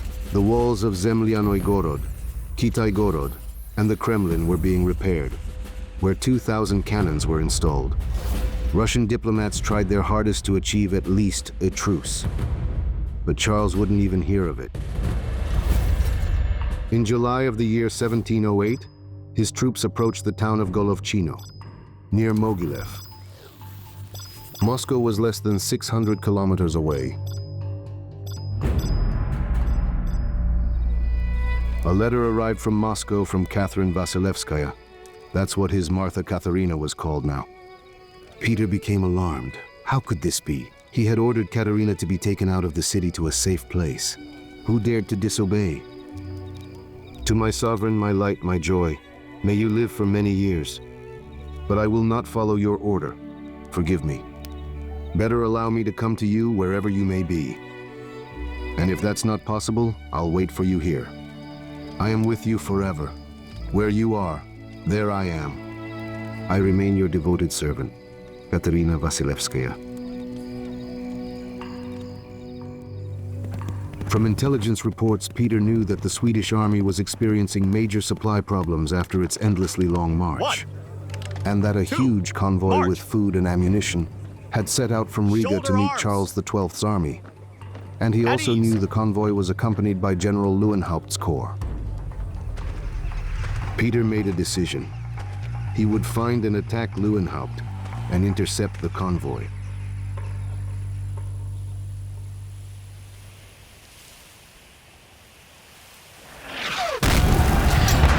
The battle was long. Soldiers on both sides were so tired that they sat down to rest, right on the battlefield.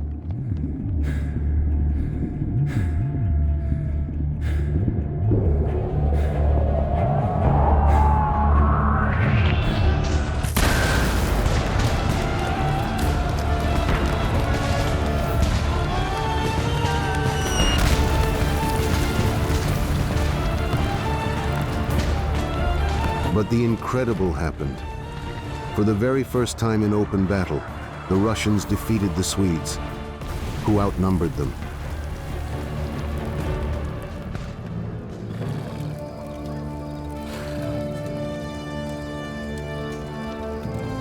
Barely catching his breath after the battle, Mikhailo Golitsyn arrived at Peter's quarters. Peter immediately awarded him the rank of Lieutenant General. "You've earned it, Mishka." Now they fought together side by side, with Peter being lower in rank, so that if necessary, Peter could serve under Golitsyn's command. And he didn't consider it shameful in the least.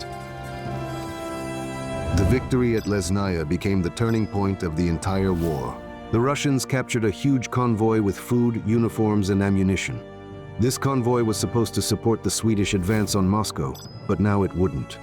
This forced Charles to halt his advance towards the Russian capital.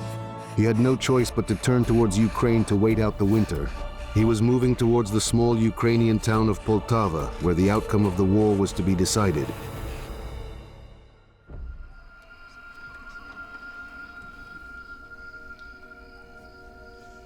Everyone was in their positions. The cavalry commander, General Alexander Menshikov. The artillery commander, Lieutenant General Jacob Bruce. The commander of the Army Center, General Anikita Repnin. The commander of the Guards, Lieutenant General Mikhail Golitsyn. They had traveled this entire journey with him, from the village of Preobrazhenskoye all the way to Poltava. And now they were ready to die for him, as was the entire vast army from general to private.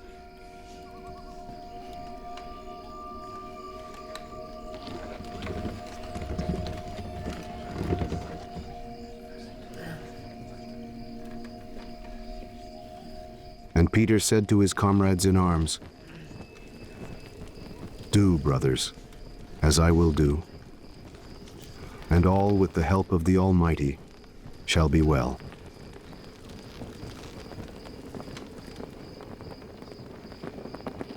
Silence hung over the ranks, with only the banners whistling in the wind.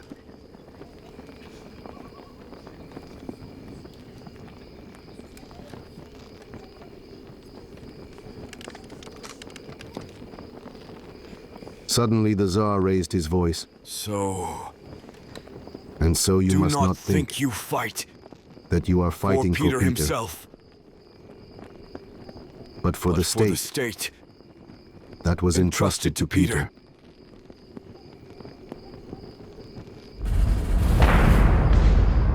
The battle began before dawn, at 2 o'clock in the morning.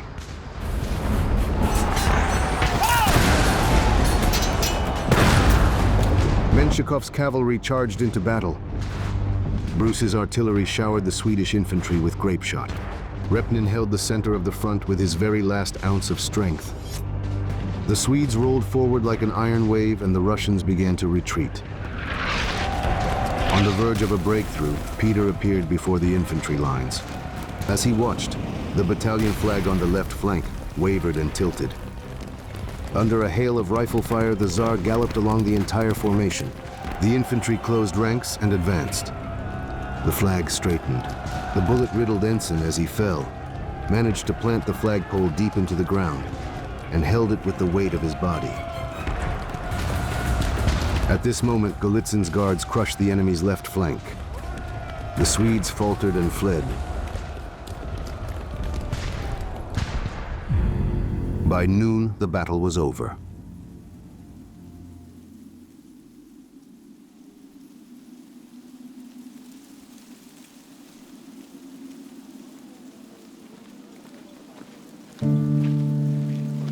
The Swedish army ceased to be the strongest military force in Europe. It was defeated by an army that no one had heard of, just yesterday.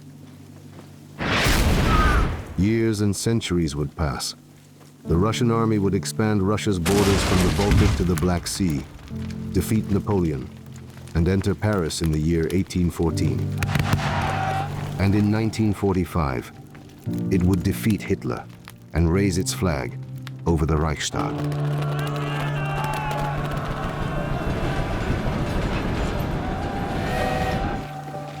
The Battle of Poltava would become but the first in that list of great victories.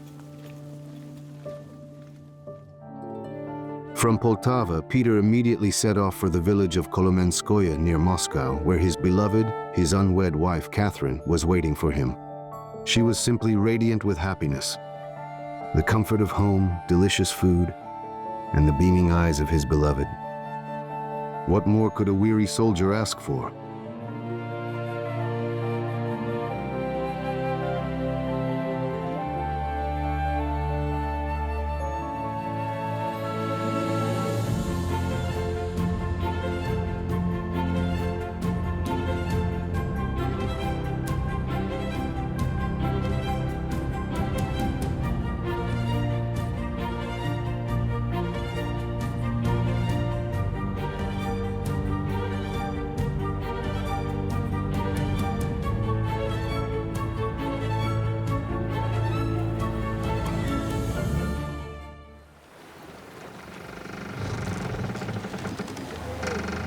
On the Yauza River, they tested an old and decrepit English boat that the Tsar had unearthed in Ismailovo, among all sorts of junk.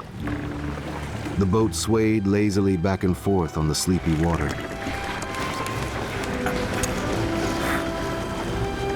Suddenly, with a rustle, the sail unfurled. And it was as if some strange, strong force had seized the ship. The rigging creaked, and spray flew into his face. Battle flags flew, and mighty cannons thundered, shrouding huge ships in smoke. There, far beyond the horizon, where the young Tsar rode precariously in a small riverboat. Thanks to Peter the Great's iron will, Russia would become the only country in the entire world to build a navy literally from nothing at all. In the span of only one human lifetime, it would amazingly make up for 300 lost years. First of all, But the Tsar Second, is not eternal. we'll hire workers. Invite Who will specialists from continue Holland. the great reforms when he is dead and gone? To whom should he pass his legacy? His army, Mainmast. his navy, his empire? Main. For many years, the sovereign would hang all his hopes on his son, Alexei.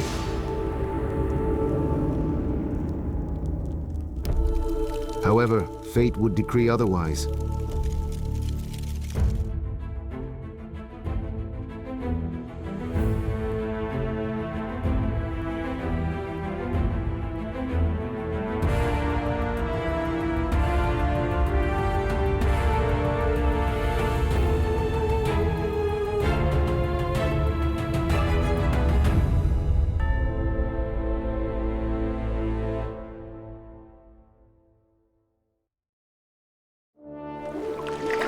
The history of the Russian Navy began together with the history of the state.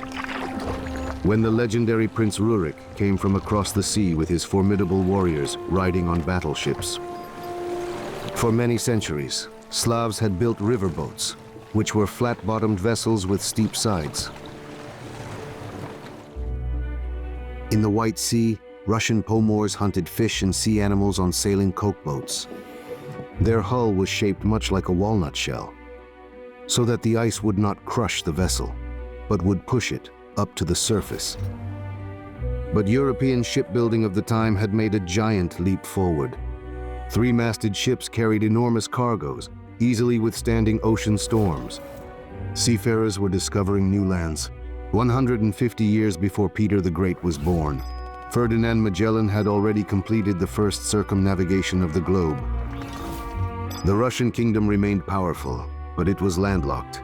Access to the Baltic Sea was blocked by Sweden, while access to the Sea of Azov and the Black Sea was blocked by the Ottoman Empire.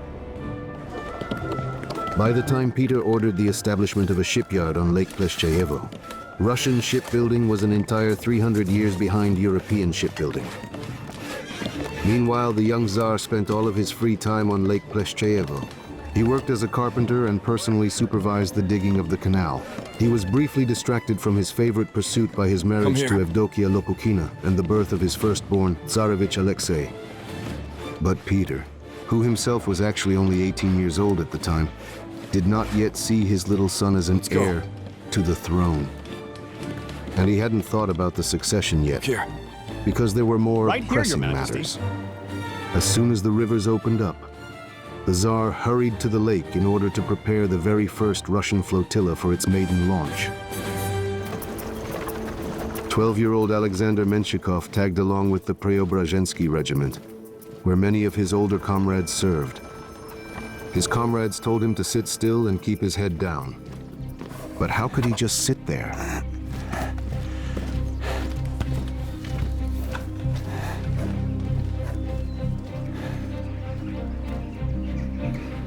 Yes, yes. Well done.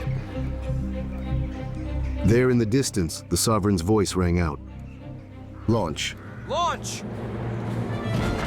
One after another, boats as large as peasant huts were launched. And then, the mock army approached and greeted the mock flotilla.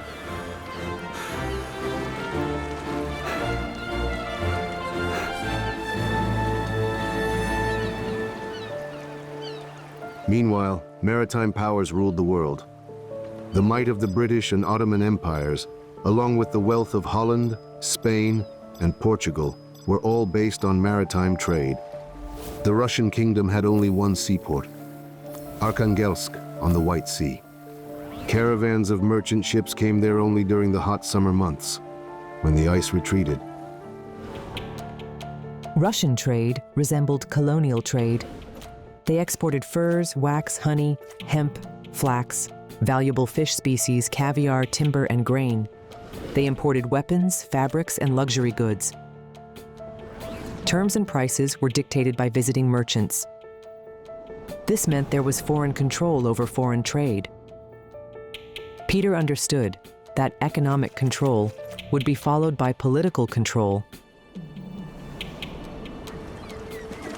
The Russian Tsar traveled to Arkhangelsk in order to see real seagoing ships with his own two eyes. Both English and Dutch ships saluted the small vessel on which Peter and his retinue were traveling. And the sailors, they looked condescendingly at the Muscovite Tsar. Peter ordered them to dock alongside a huge frigate. He climbed everywhere. He grabbed everything with his hands, peppered them with questions in broken Dutch. An upstart young officer inquired as to why His Tsarist Majesty actually needed to know how a ship was built and operated. And why?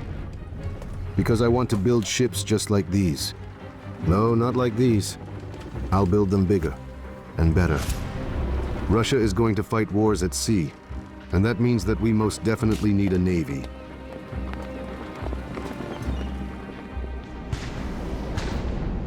In late April of the year 1695, 22-year-old sovereign Peter Alexeyevich set out with his army on a campaign against the Turkish fortress of Azov, which blocked access to the Sea of Azov as well as the Black Sea. And 7 months later, he returned to Moscow alone. The defeated Russian army moved slowly across the cold, frozen steppes. But Peter already had a plan. The besieged fortress was supported by the Turkish fleet, supplying the garrison with weapons and provisions.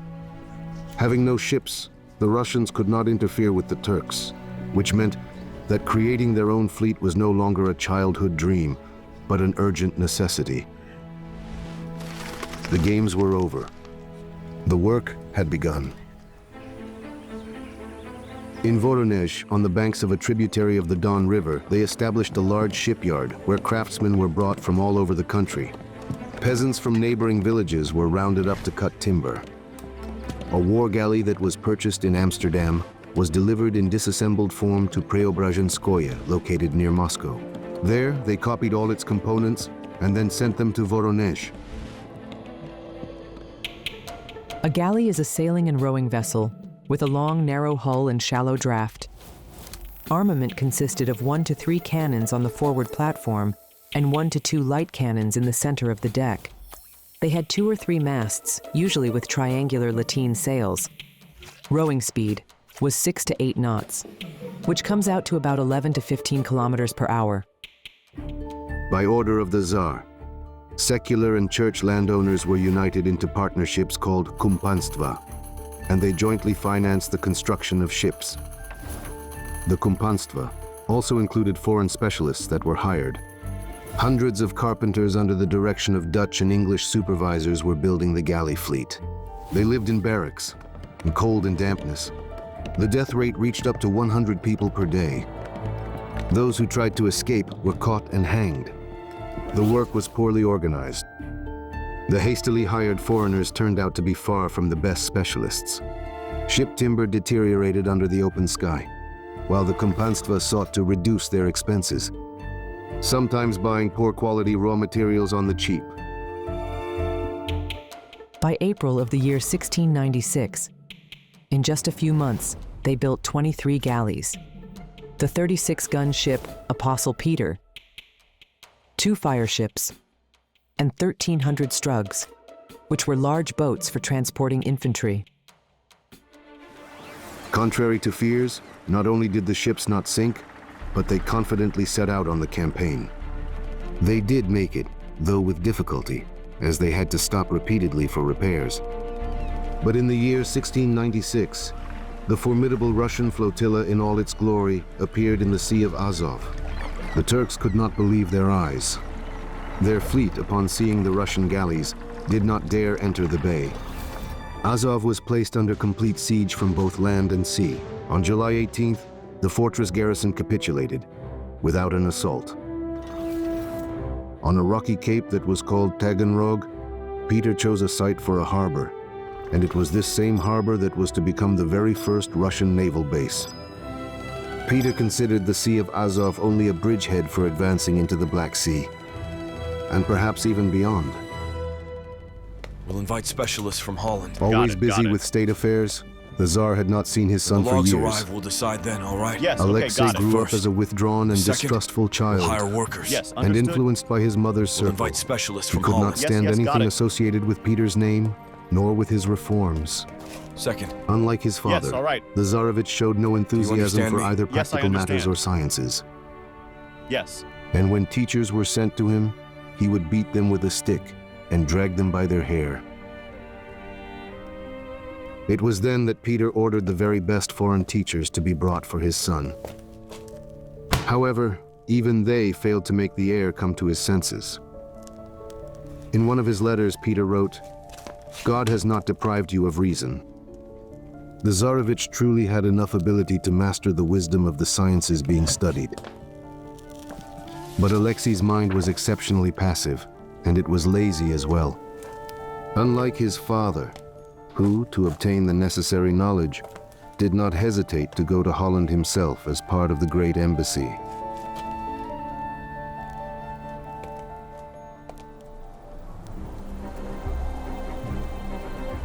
The official purpose of the Great Embassy was to find allies against the Ottoman Empire, while the unofficial purpose was to recruit shipbuilders and sailors for the Russian fleet. The Tsar traveled incognito, under the name of Sergeant Peter Mikhailov, as part of a group of volunteers. The very small town of Zaandam was one of the great centers of Dutch shipbuilding. Here, 50 shipyards worked, both day and night.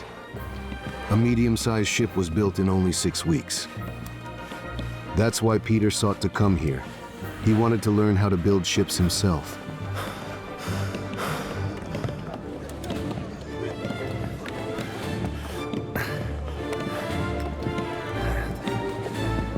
Peter stayed with an old acquaintance, blacksmith Garrett Kist. Kist had previously worked in Moscow. That same day, the Tsar bought tools, glasses, and he hired himself out as a carpenter at a private shipyard.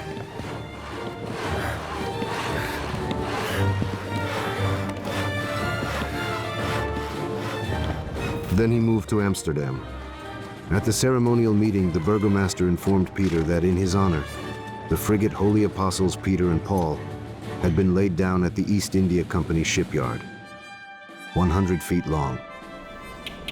A sailing frigate is a 3-masted warship, and it has full sail rigging.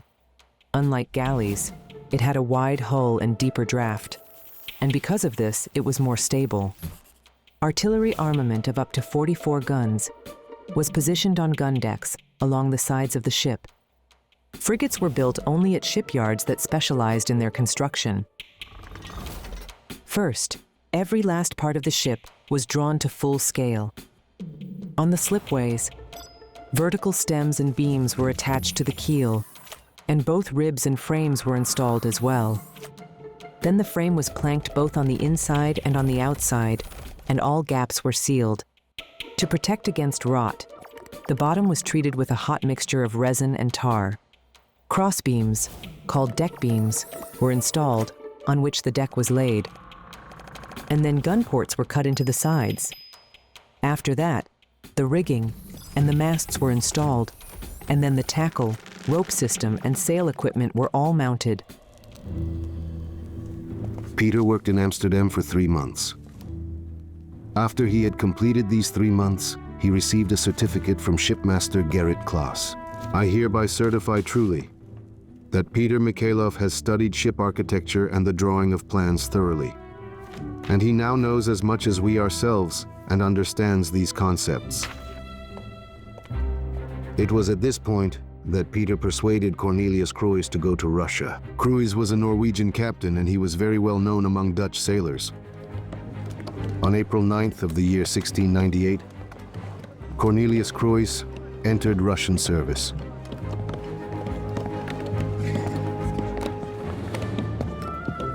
In the same year, soldier Alexei Semenov of the Bombardier Company of the Preobrazhensky Regiment also began service.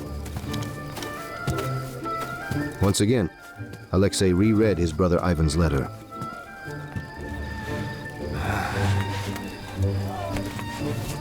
He wrote that having joined a Dutch ship as a sailor, he had already seen France and Denmark. And now, following the sovereign, he was planning to go to England. Is that how it is? Your brother gets to study the sea, while you, Alexei, march until you're blue in the face and water the cannons. Peter completely and utterly failed to find allies in the war against the Ottoman Empire. But on his way back to Russia, the Tsar agreed with Polish King Augustus to jointly act against the Swedes. Plans changed. The Tsar was now going to fight not for the Black Sea, but for the Baltic Sea. Despite having failed in its diplomatic mission, the Great Embassy succeeded quite well in its second task. Hundreds of foreign specialists, shipbuilders, gunsmiths, and navigators were all heading to Moscow. Cornelius Cruys arrived in Voronezh. He inspected the shipyard and then he reported to the Tsar that everything had to be started over. The ships that were built are only good for firewood, and timber should only be dried in covered sheds. It is crucial to use iron nails. It is also important to feed the workers meat and build houses for them. And be sure to hire good craftsmen instead of bad ones. There were dozens of more demands, conditions, and instructions. Peter considered it impossible, but the stubborn sailor stood his ground. During spring, under his leadership, 58 ships were repaired, and 60 new ones were laid down. The companies were abolished, and instead, a unified tax for ship construction and repair was introduced. Thus, 500 kilometers from the sea in Voronezh, a huge ship factory began operating, using the exact same model on which the rest of the country's shipyards would grow. Fyodor Matveyevich Apraksin took charge of the enterprise. He was one of the creators of the Russian Navy, as well as the first president of the Admiralty Collegium, which was the supreme governing body of naval affairs. In addition, Peter himself drew up the project for the country's main shipyard, the St. Petersburg Admiralty. In the courtyard were located the boathouses, facilities for ship construction with slipways. The slipways were inclined platforms for launching ships into the water. Nearby dry docks were being built, basins with gates. The ship was brought into the dock, placed on supports, and then water was pumped out of the basin.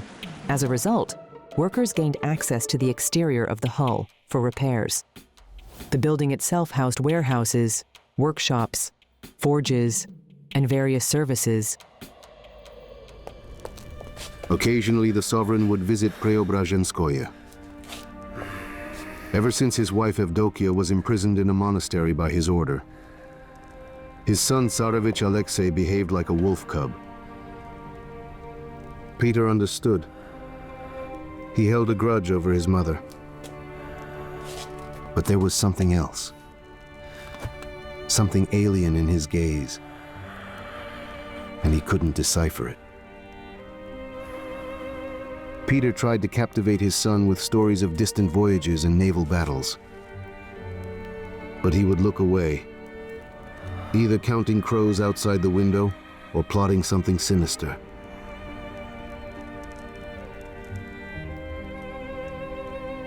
Mainmast!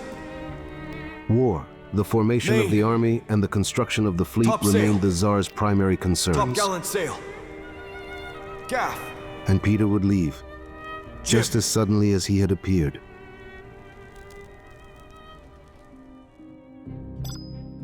In the year 1699, the Azov flotilla set out on the Kerch campaign. The goal was to demonstrate the great strength of the Russian fleet to the Ottoman Empire. The ship, where the Tsar himself served as captain, bore the name Open Gates, and its sailors were actually all soldiers from the Preobrazhensky regiment. Among them was Naum Sinyavin. Yesterday's soldier found it hard to get used to his good fortune. His palms, rubbed raw and bloody by the ropes, ached, but most frightening of all, his knees trembled with excitement when the boatswain ordered him to climb the mast. Little did he know, young Sinyavin was being watched by the sovereign Peter Alexeyevich himself. Like climbing tree branches, Naum scrambled up the ropes step by step, not ever looking down. Higher and still higher. When he reached the topgallant yard, the Tsar broke into a satisfied smile. Well done, sailor. And although Naum was already standing 12 fathoms above the water, his great happiness could not be contained in his chest. In the distance, he saw the sea.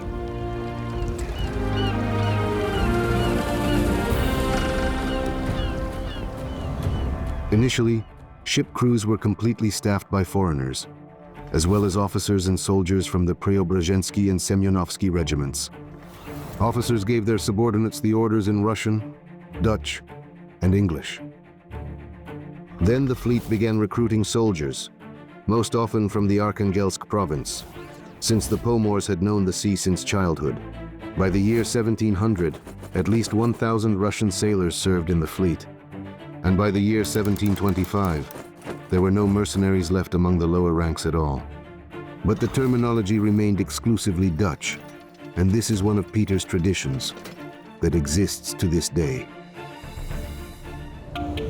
All naval terms, including mast, yard, rigging, tackle, topmast, and hundreds of others, are distorted Dutch words. So the famous word polundra, meaning watch out, comes from the Dutch val onder, which literally means falls down. This was how they warned about falling cargo or mast debris during battle. According to regulations, a sailor was supposed to take 5 years to master the ship's structure. But in practice, training happened faster. Each recruit chose an uncle from among the veterans, and that uncle taught him the naval profession. The young sailor nephew would wash his uncle's clothes and would also run errands for him. The most agile of all the sailors were assigned as topmen, and they would work at great heights. They climbed the shrouds in both calm weather and storms, moved along the yards, and also furled and set sails. Begin! The brightest of them would become helmsmen. They learned the compass points, knew how to steer by them, and maintained the indicated course. All sailors had to tie knots, splice, which means to join torn ropes without visible knots, sew sails, and handle boats both under oars and sail, and much more.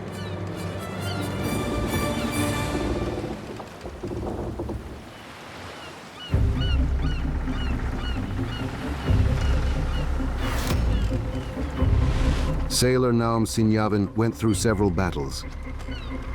He was severely wounded, and at the age of 28, he rose to the rank of lieutenant.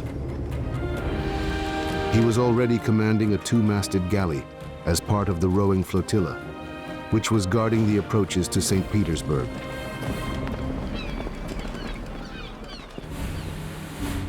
The flotilla's mission was set by Tsar Peter himself, to prevent the Swedes from crossing the Neva in the area of the Tosna River. But they began building fortifications upstream, and all the Russian ships went there. At Tosna, they left a detachment of dragoons and 2 galleys on duty. One was commanded by English officer Lawrence, and the other was commanded by Naum Sinyavin.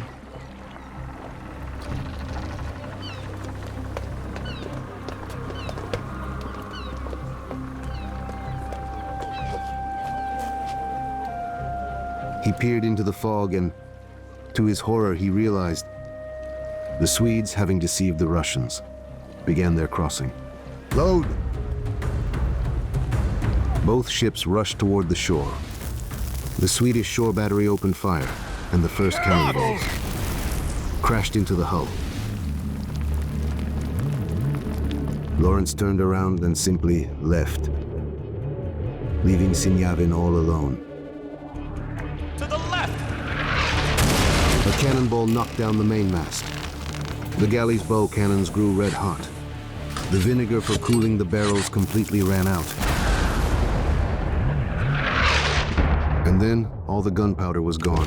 To show cowardice, to fail the Tsar's trust, that was worse than death.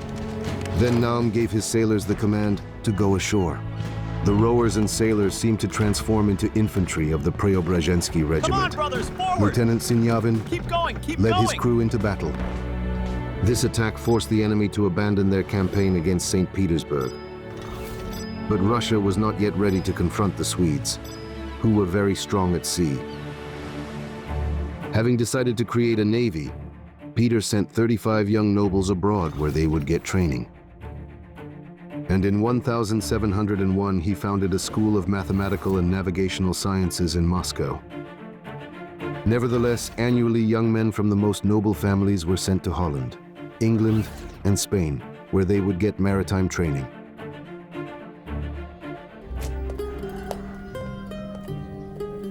Despite Peter's best efforts, the young nobles were not overly eager to go into heavy naval service. Besides, it was known that Russian midshipmen abroad lived quite poorly. They told about it themselves in letters they sent home. Master, it's time to get Kana up. paid for both tuition and maintenance, How dare you? but the money came with long delays. The young men hung around the city looking for a part-time job. Get out. Every now and then they would get into unpleasant stories, trouble. Maxim Safariev, the son of a Kaluga landowner, took a servant with him to Holland, a Kalmyk Answer boy me, what's wrong whose with you? name was Dennis. Maxim led a merry life, To the left. while his servant studied and went to that's sea. it. On their return, the officers were examined by the Answer Tsar me. himself. Where is the mainmast? Safariev, as for Your him, Majesty. well, he didn't know anything at all. When Dennis began to prompt the right master, there. Peter noticed it, and he took to examining the servant. All right, show Out me. of 50 people, only 10 people managed to pass the exam, and Mainmast. that included Dennis. Main. Topsail. Peter ordered Spafariev to be enrolled as a sailor, and what became of him is unknown. Gaff. And Denis Peridonovich Kolmikov will become a captain. He will receive nobility, and he will serve to the counter-admiral and commander of the port of Kronstadt.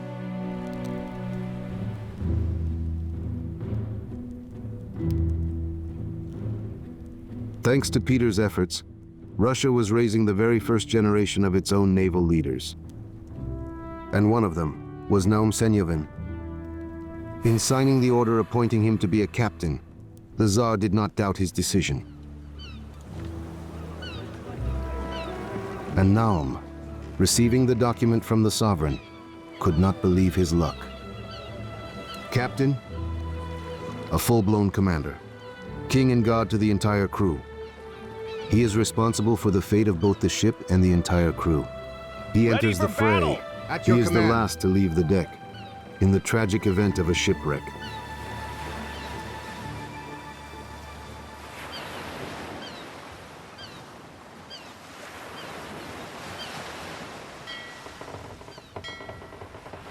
A ship is also a huge household, and there are mountains of orders, statements, and money boards on the captain's shoulders. Everything, from cannon and powder to the last breadcrumbs and piece of rope, must be counted, checked, written down, and put in its place. Having lined up the crew, the captain heads out to inspect the ship, going into its depths where sometimes even sailors don't go.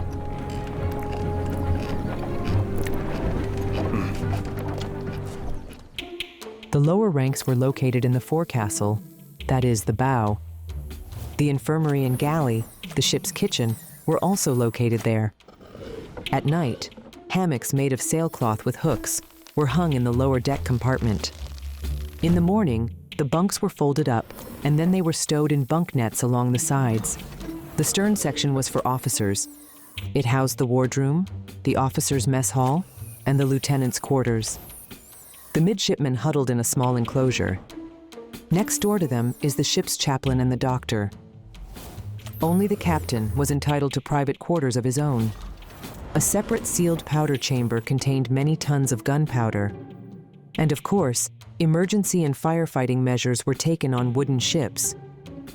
The permission of the watch officer was required in order to light the lanterns and the stove. Smoking was allowed only during the day on the tank, near the water jet. Special safety lights were lit in strictly designated locations only. The holds contained supplies of drinking water and provisions, salted beef in barrels, crackers and cereals, butter at the waterline, which acted as a natural refrigerator. For very long voyages, livestock and poultry were taken on board, and they were transported in stalls and cages. There was always water splashing in the very depths of the hold. Unfortunately, all the wooden ships were leaking, and the ship carpenters made sure that the water level did not exceed the permissible level. By order of the Tsar himself, Captain Lieutenant Naum Senyavin took the battleship Devonshire under his command. While the loading was going on, the commander was doing paperwork. Then someone special came aboard, Adjutant General Anton Daviller. He was Peter's favorite, Menchikov's son-in-law, and an important person in general.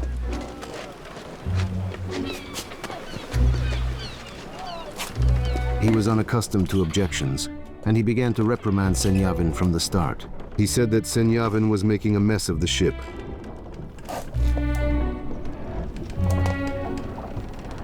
But Peter did not train his captains in such a way that they would listen without complaint to comments from outsiders, whoever they may be.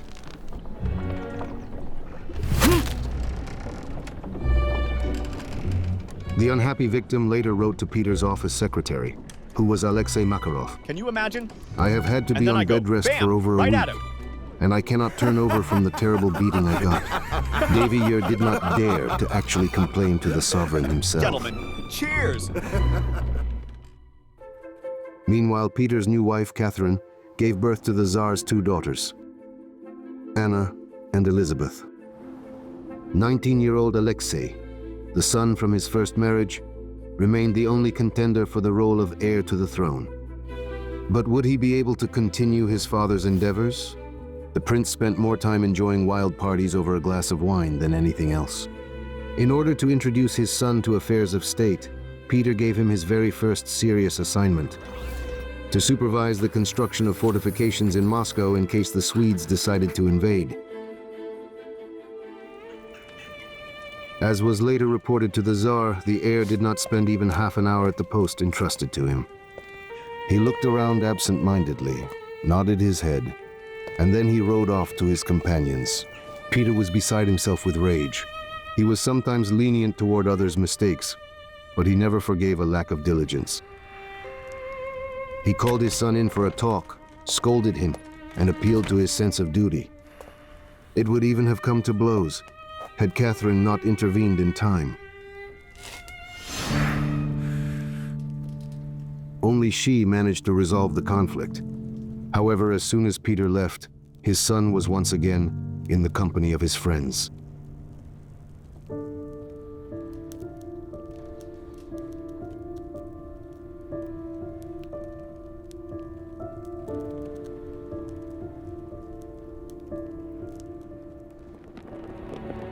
While diligently building the Russian fleet, the Tsar personally sketched the design of the St. Andrew's flag. On sailing ships, the length of the flag reached 4 meters, and in the wind, the banner roared like a siren. To lower the stern flag during a battle would have meant surrendering the ship, which was of course unthinkable. Captain Sinyavin's ship of the line Devonshire was entering the port of Hamburg when suddenly a local convoy sloop came to meet it. According to naval custom, all vessels must salute a warship that is flying the national flag. This is done by lowering their pennant. However, this sloop was in no hurry at all to salute the St. Andrew's flag. Captain Sinyavin signaled, demanding a salute to the Russian flag. The insolent German replied, "I don't recognize such a flag." Weapons ready for Sinyavin then battle. summoned the artillery officer. Prepare the guns for battle. Load it up. Gunpowder. Ramrod. Cannons at the ready.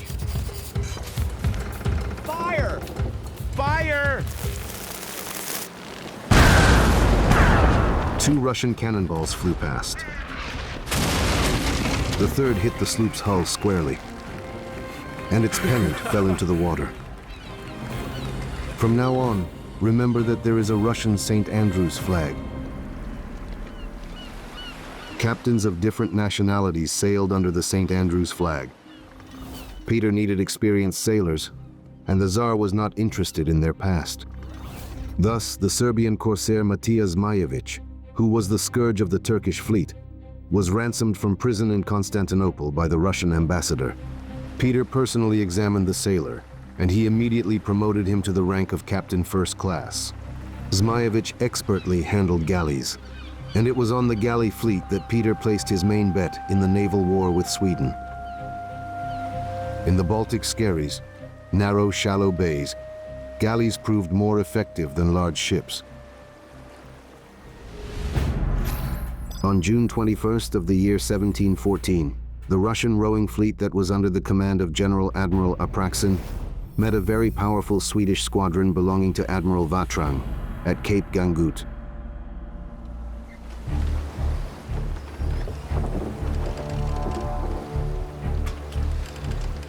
Tsar Peter and Apraksin looked through their spyglasses for a long time, and they counted the enemy pennants. After much thought, they decided to make a portage in order to drag some of their galleys to a neighboring fjord. Admiral Vatrang sent 10 ships with the aim of intercepting the Russians. But Peter canceled the dragging of the galleys.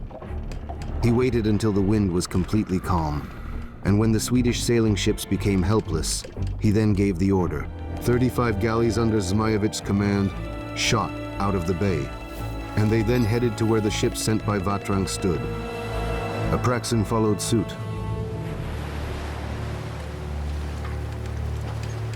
Come on now, brothers! Let's move! Tsar Peter participated in the boarding attack under bullets and cannonballs, alongside the rowers and soldiers. All 10 ships of the Swedish squadron, along with the flagship Elephant, were now in Peter's hands. And thus ended the very first battle in the long history of the Russian Navy.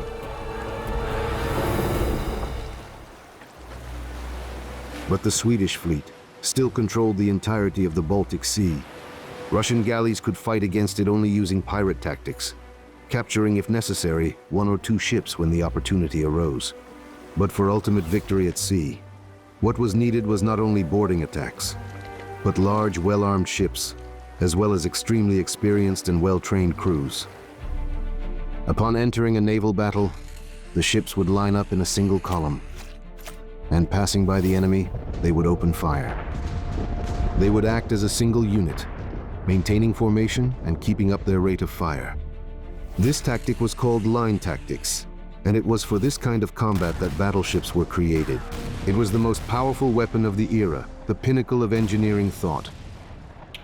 The ship of the line, the largest of sailing ships, formed the backbone of the regular naval fleet. A 3-masted warship with 2 or 3 gun decks had on average up to 100 guns and a crew of up to 800 people. After the victory at Gangut, Peter had a new reason to rejoice. Catherine had, at long last, given him a son. The boy was named Peter in honor of his father. This event changed everything. Now the sovereign could actually choose an heir from between his 2 sons. The Tsar decided to send Alexei a final warning. He demanded that he come to his senses and made threats. For I have not spared and do not spare my own life for my fatherland and people. So how can I spare you, worthless one? Soon the answer came. The Tsarevich renounced the throne in favor of his newborn brother. He wrote that he hoped his father would finally leave him alone now.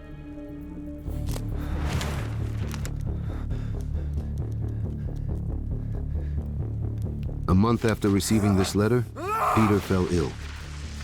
The disease was so dangerous that the senators, awaiting the tragic end, stayed in the royal chambers around the clock.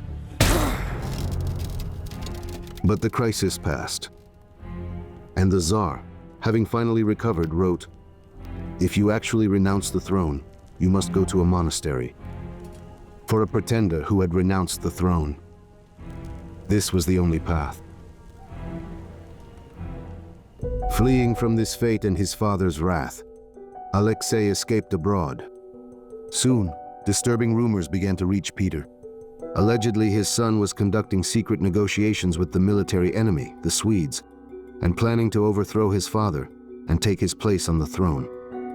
The sovereign's worst suspicions were coming true. On Peter's orders, intelligence tracked down Alexei in Naples, and the Tsar's envoys deceived him into returning to Russia.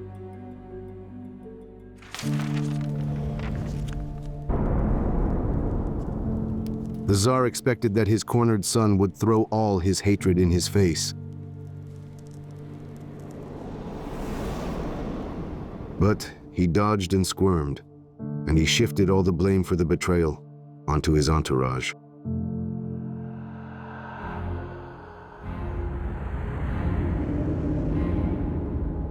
Well, the mere fact of relations with the Swedish king is enough to condemn the Tsarevich to death. However, the Tsar did not wish to decide his son's fate himself. His sentence was to be passed by a commission that was composed of the highest officials of the state. Peter no longer felt anger or rage. All he really felt was a doomed emptiness in his soul. After the death sentence was passed, Peter's son was imprisoned in the Peter and Paul fortress, and just 2 days later, he died under unclear circumstances.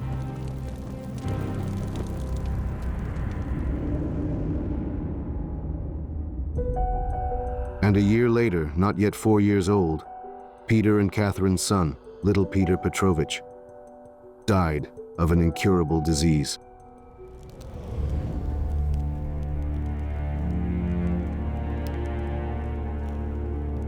It was this death that finally threw the Tsar off balance. His grief was accompanied by terrible convulsive fits. Peter locked himself in his study, and for 3 days he received no one, and he refused any and all food.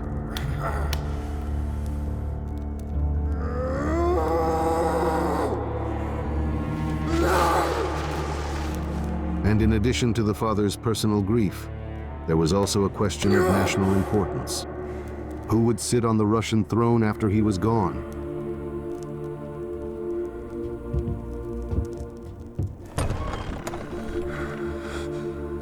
But the Tsar had to hide his feelings.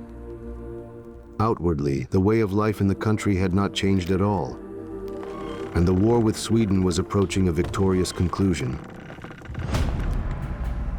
At the end of May of the year 1719, near the island of Ozel, a Russian squadron consisting of 6 ships of the line was stationed. It was tasked with both finding and neutralizing a Swedish convoy, which was known to be escorting merchant caravans. At dawn on May 24th, observers spotted 3 large ships without flags on the horizon, possibly Swedes. On his flagship Deva Maria, Squadron Commander Captain 2nd Rank Naum Sinyavin ordered all sails to be raised and the pursuit to begin. By evening, the distance finally began to close. Sinyavin gave the order that the crew should prepare for battle. Before battle, a net was stretched over the deck for protection from falling debris from the masts. The ship's controls were protected from cannonballs with logs and barrels of iron scrap. Sand was scattered on the deck so feet wouldn't slip in the blood. The galley stove was extinguished. The approaches to the powder magazine were covered with damp canvas, and the cabin boys ran quickly to bring charges for the guns from there.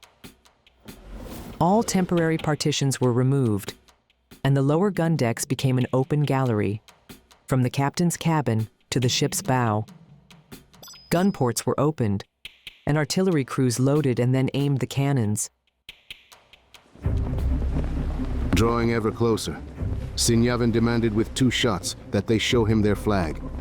The Swedish banners were then unfurled on the masts. The Russian flagship Devonshire raised a red flag on the foremast, the signal for all ships to engage in battle.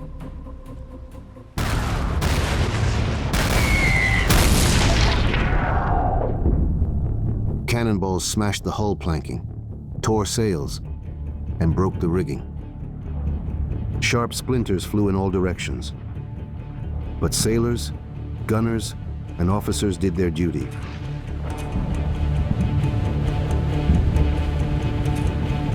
The deck crew tracked down the grenades, known as lighters, in order to cover them with sand. The medical crew dragged away the wounded, while the ship's doctor operated right during the battle.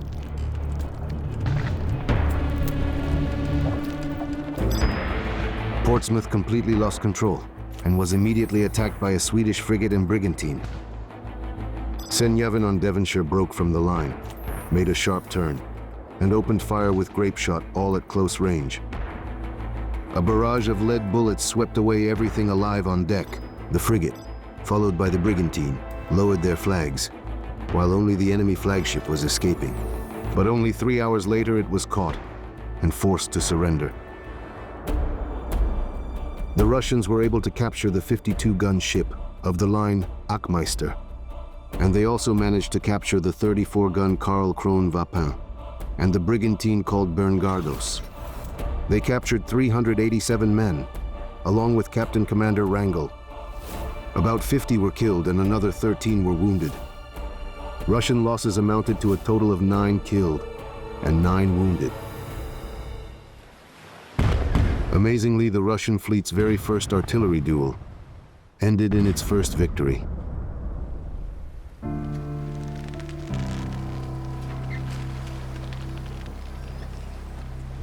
Sinyavin was showered with a flurry of awards.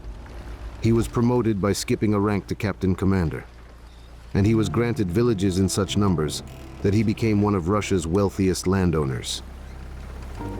3 years later, Naum Sinyavin would receive the rank of Schautbenacht, that is, Rear Admiral.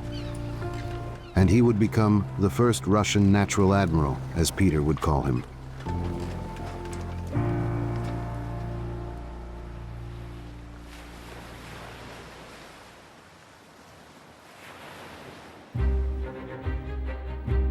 As early as the year 1703, with the capture of the fortress of Nynchans, Russian troops established themselves on the shores of the Gulf of Finland. Peter created the imperial standard. On the golden cloth, a black double-headed eagle under 3 crowns held 4 maps in its beak and talons. They were maps of the White Sea, Caspian Sea, Sea of Azov, and Baltic Sea, and they symbolized that henceforth, the Russian Tsar was the lord of 4 seas. The new victory of the Russian fleet over the Swedes at Grengam Island and the signing of the Treaty of Nystad, which ended the Great Northern War, secured the conquered Baltic territories for Russia. The long-awaited access to the Baltic Sea. And 2 months later, Peter accepted the title of Emperor of all Russia from the senators. It was then that Russia became a maritime empire. In just a few years, Peter managed to create a fleet and raise a generation of Russia's first admirals. Once he had dreamed that his sons Tsarevich Alexei and Peter would share his passion for the sea and continue their father's work, but it was not to be. The entire Russian squadron lined up for the parade, which would be viewed by the sovereign emperor himself. But instead of a battleship, a small old boat came to the roadstead, once found in the Izmailovo barn. On board the boat there were admirals of the Russian fleet, including Rear Admiral Peter Mikhailov, His Imperial Majesty.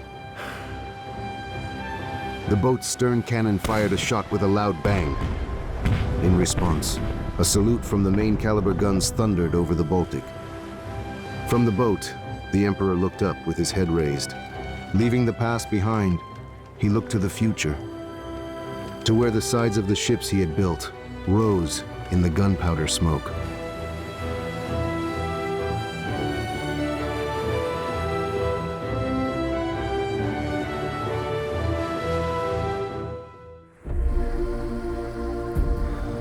He began building his capital, Parallel channels, where it lines. was simply not possible like it to all. build a city. He conceived and designed the capital himself. He rebuilt it many times and forced everyone to live exactly as he envisioned, and no other way, at the cost of enormous sacrifices, on deadly swamps, and under the assault of devastating floods. Russia's first planned city would rise. Along arrow straight streets, stone houses would stand next to each other in neat rows. The embankments would be clad in granite. Many squares would open up, and the tall spire of the Peter and Paul Cathedral would pierce the sea fog, like the mast of a massive ship that was sailing into the future.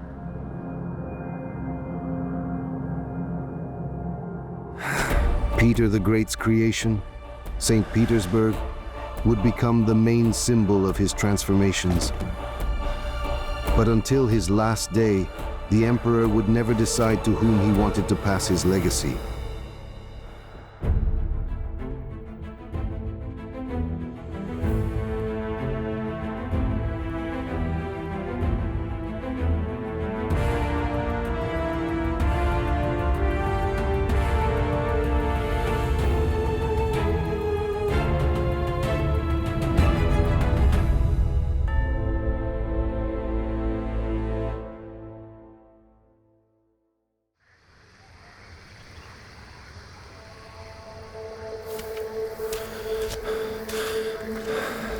It was a fair day.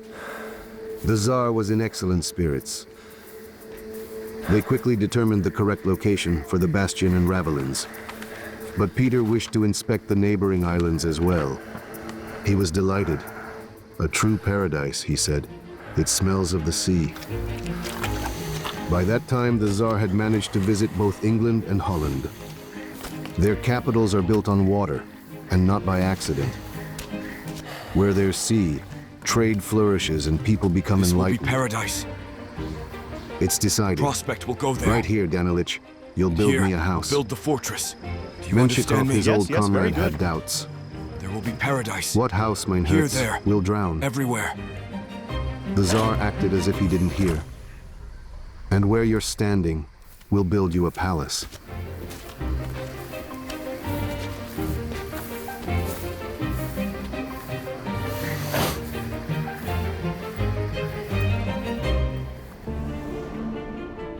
Peter had long dreamed of building a great European city. But as it happened, it was war that dictated the location for construction. By spring of the year 1703, the Russian army had recaptured from the Swedes part of the Baltic Sea coast, up to the mouth of the Neva River. The local swampland was the least suitable place for building Peter a new capital. But a fortress was needed in order to protect the new territories. The Emperor founded it on May 16th, or the 27th in the new style, of the year 1703, on the island of Janissary, which in Russian was called Hare Island.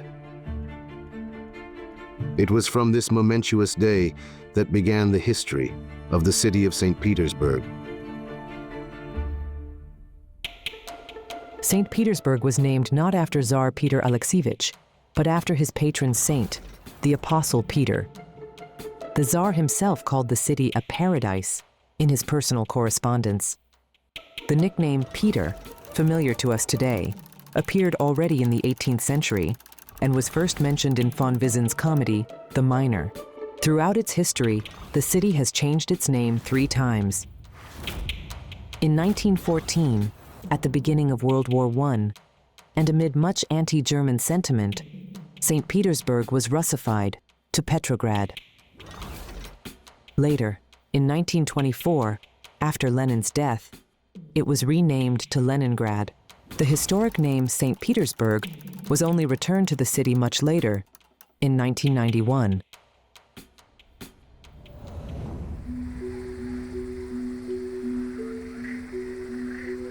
The very first inhabitants of the not yet built city were its builders. Soldiers who had been transferred from neighboring fortresses began the work. Then peasants from surrounding villages, workers, captured Swedes and Tatars. They were all brought to the Neva in organized groups, and for the heaviest work, they brought in convicts. Now, criminals were sent to build St. Petersburg instead of to Siberia. Workers were initially housed in camps, which were temporary settlements of dugouts and huts. As for the convicts, they were housed in the guarded convict yard, which is now the site of Labor Square. Mass forced labor was used only in the first years. Later construction mainly employed hired workers as well as craftsmen, for whom log houses were built. They worked in shifts, 12 to 15 hours per shift, and were on rotation for 2 to 3 months. Wages were exactly 1 ruble per month, while the monthly subsistence minimum was 17 kopecks. Working and living conditions were harsh: constant cold, dampness, unsanitary conditions, and poor nutrition. According to rough estimates, at least 100,000 workers died from disease and exhaustion during the construction of St. Petersburg. Peter didn't think long about who to put in charge of this construction. All right. Danielich had more than enough zeal for 10 men or even more. Your zeal is He enough for 10 never men. asked for favors, Yes, never that's the cited way of Peter circumstances. You'll get it all with an done. iron grip on But not everything. Impossible tomorrow, orders today. simply didn't exist for Well him. then, what do you say, Pyotr Alexeyevich? Well done. Upon appointing Menshikov as governor general Well of done, the future well done. city, the sovereign Look, had no doubt They've brought fresh timber. he'll definitely pull it off. The best quality. Alexander Danilovich Menshikov came from a humble family. According to one version, he was the son of a groom. According to another, a baker. From age 14, he served in the Tsar's toy regiment, where he quickly won Peter's trust, became his valet, and then became his closest companion and one of the leading figures of the state.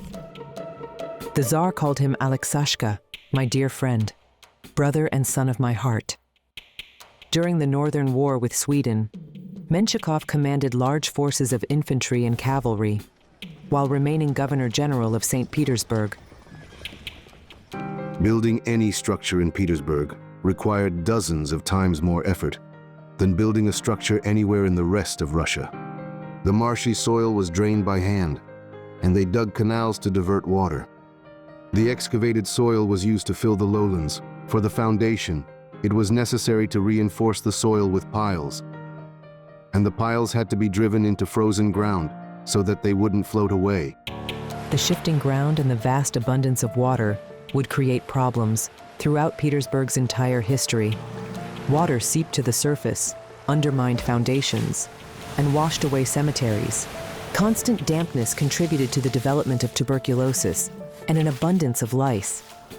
Building the subway in the city on the Neva has always been fraught with great difficulties due to the complex soil conditions. A powerful quicksand, which is a section of liquefied soil, caused tunnel erosion and flooding twice, both in 1974 and in 1995. The consequences were finally eliminated, but only much later, in 2004. Initially, St. Petersburg was called a naval headquarters, and Peter's stay there was designated in documents as a campaign.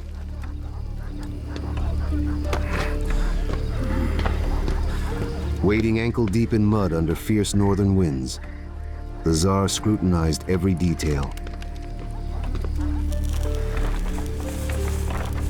He checked what he saw against the blueprints. At the sight of the slightest mistake, he would curse so violently that even the seasoned Menshikov's heart sank into his boots.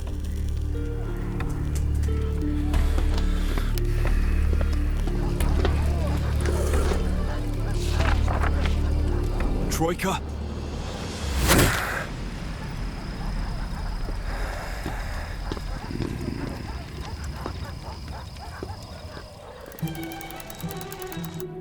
Despite all the difficulties, by the autumn of the year 1703, in a fantastically short time, The Peter and Paul Fortress was erected on Hare Island, which is now the historical center of the city and one of its most recognizable symbols.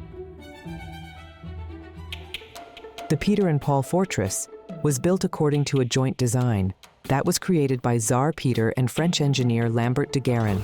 Initially, it had wooden fortifications and earthen embankments. In the year 1706, they began rebuilding the bastions in stone. However, the fortress became fully granite only by the end of the 18th century. Since 1725, the Peter and Paul Cathedral became the burial vault of the Romanovs. Here rest the bodies of all emperors and members of their families, from Peter the Great to the presumed remains of Nicholas II.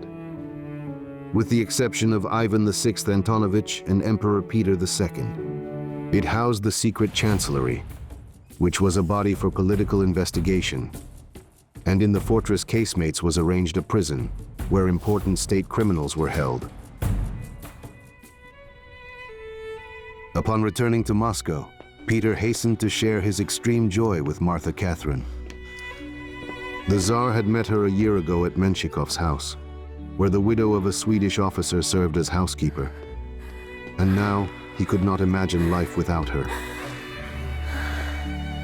Sparing no detail, Peter painted for his beloved the miracle city that was growing in the midst of Finnish swamps, while she gratefully listened to his every word. The emperor blossomed in her arms. Here she is, his kindred spirit. The construction of Petersburg proceeded at a rapid pace. A battery was built on the spit of Vasilyevsky Island. On the left bank of the Neva, the Admiralty shipyard was laid out, and also a galley fleet was being created. But all this was happening essentially on the territory of a hostile state. Only in the year 1721, after the Peace of Nystad, would the Baltic lands, including Petersburg, be officially annexed to Russia.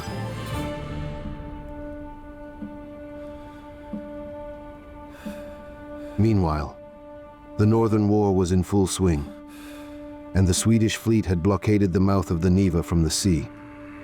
No ship would be able to break through to St. Petersburg. The city from which Peter intended to trade with all of Europe found itself in complete isolation, and few people even knew about it. All of this is in vain. Nobody needs this city. I'm so sick of everything. I could hang myself.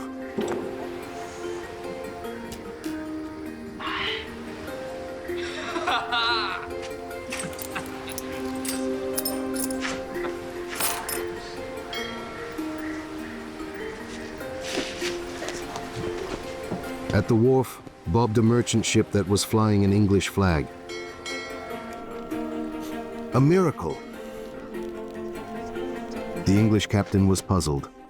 He had been carrying salt and wine to the trading city of Nynstadt, but he had arrived in some St. Petersburg. Would they perhaps give a good price here? Alexander Danilovich, in his joy, presented him with a reward, 500 gold pieces for himself and 10 thalers for each sailor. Menshikov rushed to write to the Tsar. If merchants are so very eager to come here, Let us drink. despite all St. the Petersburg Swedish shall be. schemes, it And we means the shall make city will thunder soon across resound all of throughout Europe. Europe.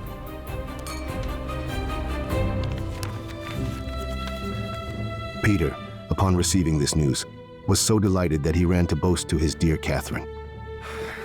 You see, He ordered that Russian merchants should be informed that they could bring their goods to St. Tell our Petersburg merchants to for start export exporting trade. goods. You see, it'll all work out.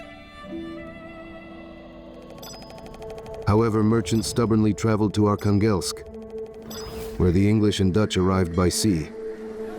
Everything had been established there for centuries.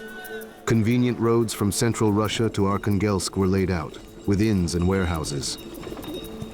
Then Peter issued a decree ordering the most popular goods to be shipped not to Arkhangelsk but to St. Petersburg. The overland roads leading to the Baltic were completely unsuitable for trade caravans consisting of heavily loaded wagons. A traveler heading to St. Petersburg in the autumn or spring could count several dozen horses that had drowned in the swamp. and which were still in their harnesses. Those goods that did make it to the city on the Neva, they rotted in the warehouses of Trinity Wharf, simply because there was no one to sell them to. Foreign ships could not break through the Swedish blockade. In 7 years, between the years 1703 and 1710, only 3 ships reached St. Petersburg. Only after the Treaty of Nystad in the year 1721 would foreign ships come to St. Petersburg, and they would come in such numbers that Trinity Wharf would not have enough space for mooring. Meanwhile, due to the closure of Arkhangelsk, Dutch merchants suffered enormous losses, and the question of breaking off trade relations with Russia arose. Then Peter partially restored trade to Arkhangelsk, setting quotas for the most popular goods in a 2-to-1 ratio in favor of St. Petersburg. But within just a few years, the quotas had to be revised yet again in favor of Arkhangelsk. During these years, many Russian merchants went bankrupt, and export trade continued to drain raw materials from the country at dumping prices. Peter did not despair. He knew there's a time for everything. He was building St. Petersburg not for immediate gains. As a Tsar, he was building it for the empire, and as a father, for his children. Sadly, his and Catherine's first daughter died at the age of 1, but their second daughter, Anna, was growing up, and right after the Poltava victory, Elizabeth was born too. Peter increasingly thought about making Catherine his lawful wife. His feelings for her had not cooled over the years. And besides, it was improper for the Tsar's daughters to grow up out of wedlock. But he postponed the wedding. The situation was wartime, and there was an enormous amount of work to do. The sovereign spent more and more time on the banks of the Neva. He personally participated in shipbuilding, affectionately calling the ships his babies. His favorite ship was the 16-gun snow called Lisette. The Tsar had lovingly named this ship after his youngest daughter, Elizabeth. The Admiralty was within comfortable walking distance of Peter's house, and therefore the Tsar walked to work. He officially held the position of Chief Master of the Admiralty shipyard, and he received a salary of 365 rubles per year. The Governor General of St. Petersburg, Menshikov, worked at the shipyard too, as a shipbuilding apprentice.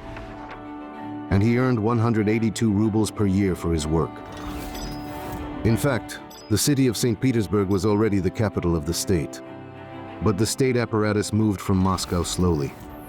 Government departments opened their branches in St. Petersburg. They were known as field chancelleries.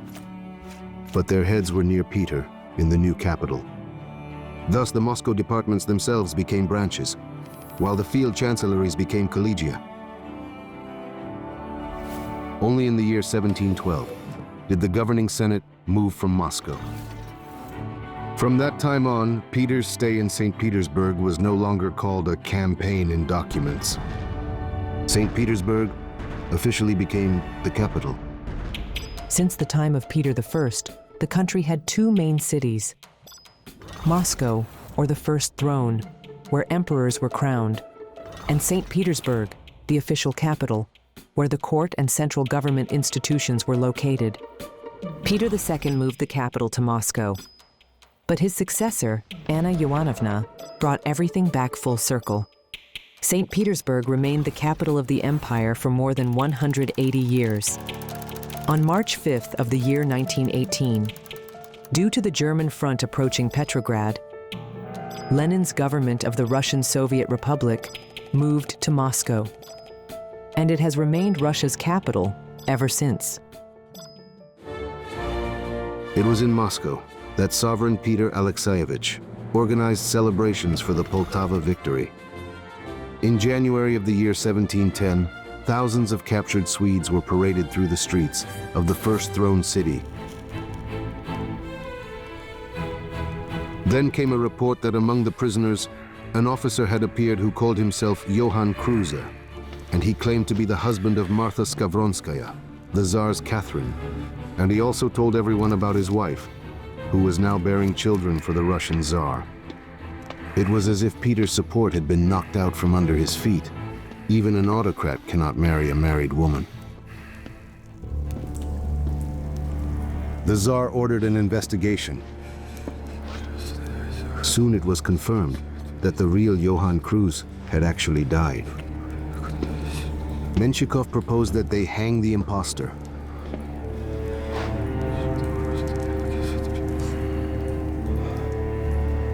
Peter decided to spare him.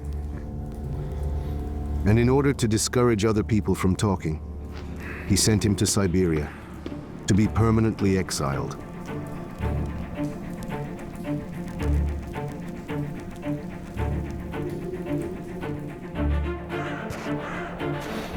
He himself returned to the north, to the place where the war with the Swedes continued, and the new city was being populated.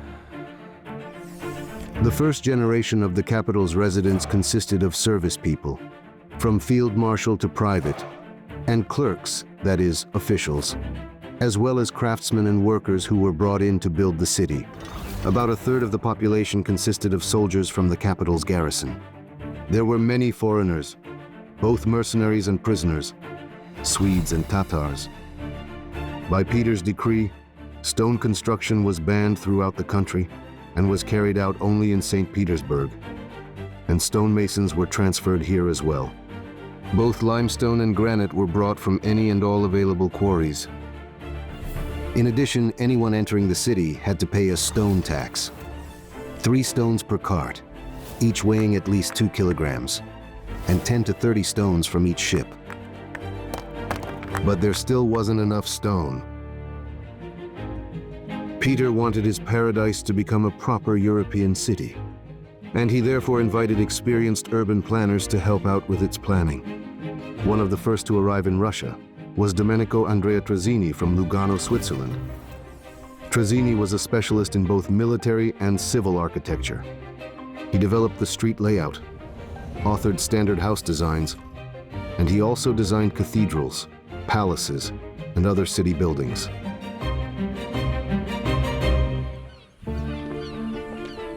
Here it is, Peter Alexeyevich. Architect Trazzini didn't disappoint. A house in the Italian style. Peter Alexeyevich, When I first saw it when he myself, saw the palace I in couldn't the believe my Italian eyes. style, Look at the windows. couldn't believe his eyes. Big windows. He solid rejoiced panes, like a child, lots of touching light. everything with his hands. And inside, on the walls were tapestries, Inside, mirrors, Peter Alexeyevich. Italian furniture, Tapestries on the walls, large mirrors. windows I'll with bring in solid foreign glass furniture, panes. crystal, gold. And then, as if on cue, the cannons thundered. The Swedes! And that ended the palace tour. Alexander Danilovich did not get to show off to his heart's content. What a disaster it was, a mess everywhere.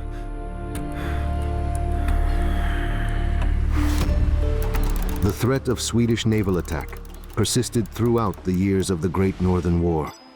To protect St. Petersburg from the sea, in the year 1704, Fort Kronstadt, which translated from German as Crown Castle, was built on a shoal near Kotlin Island. The fort completely controlled the shipping channel, and throughout Kronstadt's entire history, not a single enemy ship passed by it. In the year of 1723, near the fort on Kotlin Island, Peter founded the fortress and city of Kronstadt. This fortress city would later become the main naval base of the Baltic Fleet. Unfortunately, St. Petersburg's location made it extremely vulnerable under Catherine II.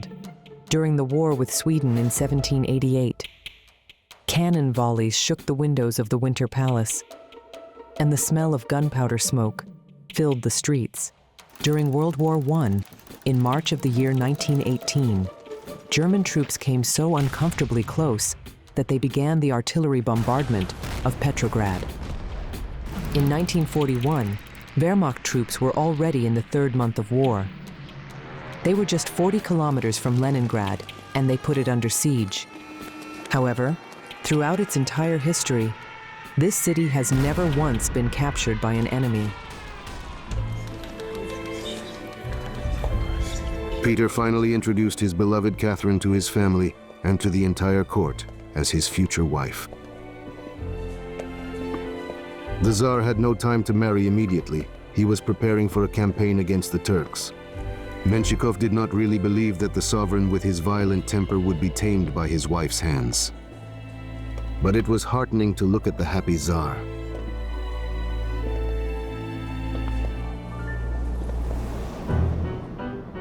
Peter built his new capital according to his own tastes, so his satisfaction would be ensured. He strictly monitored that construction would only use prescribed materials and that it followed prescribed designs. The traditional Russian layout, where the house was located in the middle of a courtyard with service buildings and vegetable gardens, was forbidden. Houses were ordered to be built along the building line and not in the middle of their courtyards. That is, all houses had to stand adjacent to each other, with facades aligned. And a small space for courtyards was allotted only behind the house. This courtyard was built up with other residential and utility structures. And over time, these structures grew taller and taller. This is how the famous St. Petersburg well courtyards came into being. The difference from Moscow can still be felt today. Muscovites are used to front gardens and small parks and courtyards, and they call the house entrance a podezd, because carriages could drive up to the entrance. Petersburgers call this paradno, because all the old houses also have a back entrance that is accessible from the courtyard. Previously, food vendors would enter through it, and they would go straight into the kitchen. Provisions in St. Petersburg were sold not on every corner, as in Moscow, but in specialized markets. Groceries and fresh products at the Mitny Dvor. Fish and meat in separate rows. The fish and meat markets, all with mandatory sanitary control. Bread was imported and dairy products were supplied by Finns who hailed from the surrounding estates. Peddlers walked around the city, each carrying a specific type of goods. Stoves with stovetops were installed in kitchens, where meat could be fried in a pan rather than baked, as had always been done before. Here she is. I want to show you something. Peter I loved to say, The Neva is here. God grant me health, and St. Petersburg Palace will be right the here. new Amsterdam. God grant He me showed health. everything to his Petersburg will Catherine. rise. A new Plans, Amsterdam. blueprints, Tiled roofs. drawings. Countless windmills. Tall The Dutch spires. appearance of the cityscape came from Network of tiled canals, roofs, shipyards, numerous mills, houses built in straight tall lines. spires, there were about 50 of them, and many canals. The austere and monumental architectural appearance of St. Petersburg that we know today was formed mainly in the 19th century, during the era of Nicholas I, who transformed the capital in many ways. Palace Square with the Alexander Column. Senate Square with the Bronze Horseman. The spit of Vasilievsky Island with the rostral columns. St. Isaac's and Kazan cathedrals.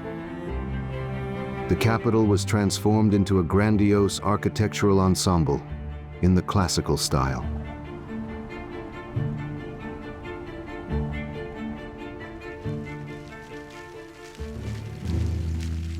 Originally, the city was built in the restrained style of so-called Petrine Baroque, and it was designed to be viewed from the water. Peter dreamed of transforming small sailing vessels into the main form of transportation within the city. A private shipyard was available for both their construction and their maintenance. Peter distributed small vessels to the city's residents, and he required them to participate in water assemblies once a week. Just think, St. Petersburg, which is famous for its bridges, and they were deliberately not built during Peter's reign. The only exception was floating bridges or pontoons, as well as drawbridges, only in the most essential locations. In addition, permanent boat crossings were strictly and completely prohibited. This way, the Tsar tried to accustom residents to travel by water. But the plan failed. For several months, the Neva was covered with ice, and during ice drift, the bridgeless islands lost any and all communication. They also had to abandon the original layout of Vasilievsky Island, where streets were to be replaced by a network of parallel canals, lines that would be intersected by avenues. However, the streets retained the name lines. There are many bridges in St. Petersburg, and most of them, as in Peter's time, are drawbridges in order not to interfere with ship passage. Finally, an event that had been awaited for years took place in the new capital. Sovereign Peter Alexeyevich married his dearly beloved. She converted to Orthodoxy and went by the name Catherine Mikhailovna. Anna and Elizabeth, both born out of wedlock, at long last acquired royal status. But according to the law of that time, the right to the throne passed through the male line.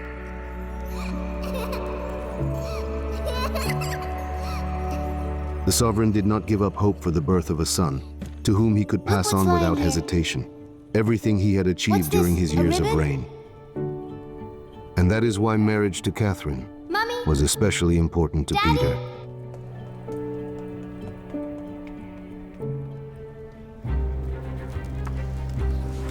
So, avenue lines will what had run recently perpendicular, seemed like here bold and here. fantasies was finally becoming reality. The city founded by Peter grew and filled with ever This more part is new already inhabitants. built. Why not? Unfortunately, Why? along with it, grew the number of concerns that fell on the Governor General's All right shoulders. then. Menshikov Parallel oversaw canals the with improvement streets of the intersecting capital, them. We'll call those cleaning streets the lines. canals around the Main road Admiralty, will go right through here. reinforcing from the banks of the Admiralty and Neva, beyond. Very good. and laying roads. Seeing how the northern capital was being transformed, the sovereign's You mood did brightened. everything right. Well Good. done, He Very was good. very Thank you. generous with rewards for Alexander Danilovich.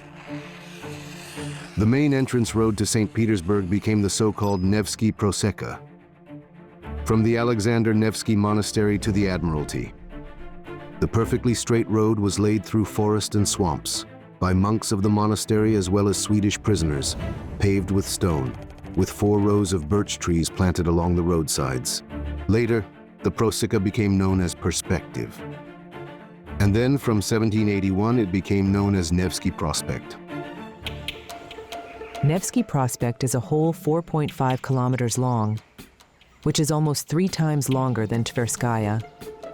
And for a very long time, it remained the longest street in Russia. Nevsky Prospect was the very first place in the country to receive street lighting, which consisted of oil lamps with benches placed beneath them.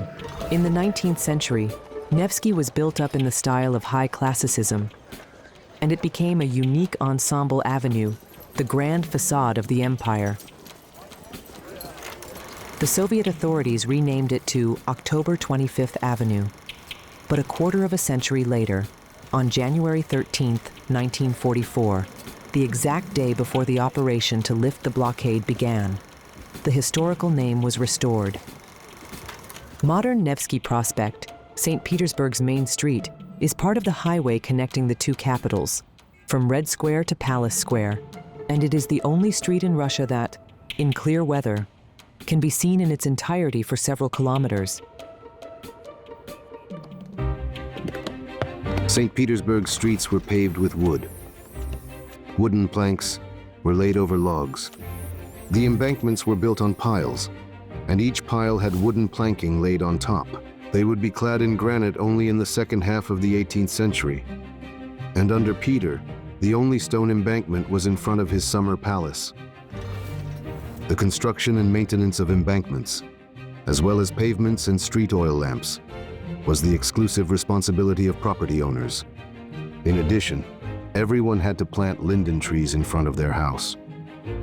This is how the greening of St. Petersburg began. In the summer garden, ancient statues were exhibited for public viewing. They were mostly copies, but there were also originals, including the Torrid Venus.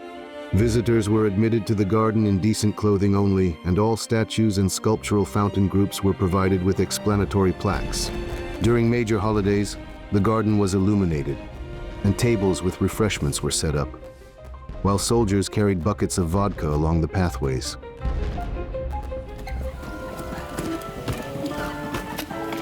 Since he was growing tired of military and state affairs, Peter found a new outlet for himself. By personal order of the Tsar, plants from other climatic zones began to be planted in St. Petersburg: lindens, chestnuts, even grapes and cotton, which did not take root well in open ground and froze to death. Peter devoted himself to this passion with fervor, and he started spending less and less time with Catherine. She tried to attract her husband's attention. She sighed meaningfully. She asked leading questions, Finally, she would go off to her rooms in hurt. But the sovereign seemed not to notice. The center of urban and commercial life became the square by Trinity Church, near the wharf of the same name. There, in front of the long building of the Collegia, imperial decrees were announced. And at the trading rows, bids and contracts were announced. Military parades were held on the square during holidays, in which Peter himself invariably participated in his Preobrazhensky regiment uniform. And afterwards, he feasted noisily at the Tavern of the Four Frigates. After each toast, the cannons of ships moored at the wharf fired salutes that made the walls of the surrounding buildings tremble. In the Collegia, window repair was a separate expense item. The window repair was recorded in the expense book as follows, from which during victories and by weather the glass was broken out. The entire city was like his vast estate, where he ruled at his own discretion. And he consistently interfered not only in the professional, but also in the personal lives of his subjects. By order of the Senate, the main police chancellery was formally established. Under the police chief's command were allocated 10 officers, 20 non-commissioned officers, and 160 good soldiers. The police's powers were extensive. They monitored everything, from the layout and appearance of houses to the condition of cesspools. For throwing filth and garbage into the street, the whip and hard labor. And for selling stale vegetables and dead animals at the market, also the whip and hard labor. Merchant scales had to bear an official stamp. Fake scales carried a heavy fine. Homeowners were required to inspect the pavement in front of their houses every single day, and to repair it in a timely manner as needed. Furthermore, the fire service was also under the police chief's jurisdiction. Besides the fire brigade with its pumping engine, a system for fire alerts and firefighting was created. Citizens had to rush to the signal with axes and fire hooks in order to help the firefighters. To protect against fires, it was forbidden to build private bathhouses, only public ones. Homeowners were required each and every month to clean chimney flues, coat ceilings with clay, and monitor the condition of fire ponds. Bread was allowed to be baked only on Thursdays and Sundays, and only if there was no heat or wind. At night, a patrol team led by a sniffer, Warrant Officer Strukov, went around and literally sniffed out those who were secretly baking bread or heating bathhouses. A permanent curfew was in effect, from 10 p.m. in summer and from 8 p.m. in winter. Only military personnel and midwives with special documents could move around the city at night. The financing of the grand construction project, like the reforms and wars, came from tax increases. Peasants paid 74 kopecks for each male subject. In contrast, townspeople paid 1 ruble and 20 kopecks. The taxpayer rolls now included those who had never paid taxes before, peasants of the north and Siberia, residents of ethnic borderlands and the Volga region. Amazingly, the revenue side of the budget tripled. The army consumed about 3 million a year. And in St. Petersburg, the budget of the city chancellery alone amounted to 162,500 rubles in the year 1722.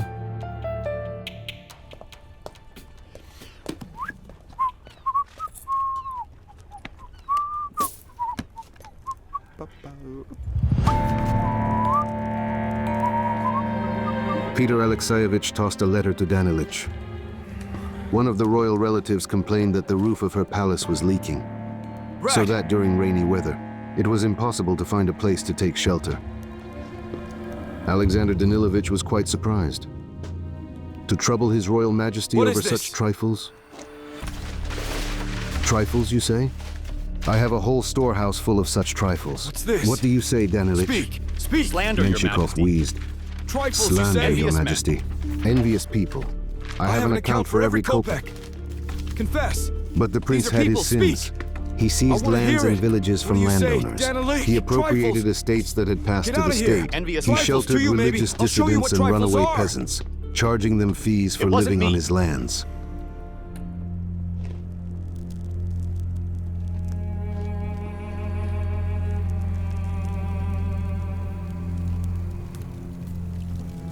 Peter even lost sleep over it. If Menshikov, showered with honors and bounties, doesn't hesitate to line his pockets at the state's expense, then who can be trusted now?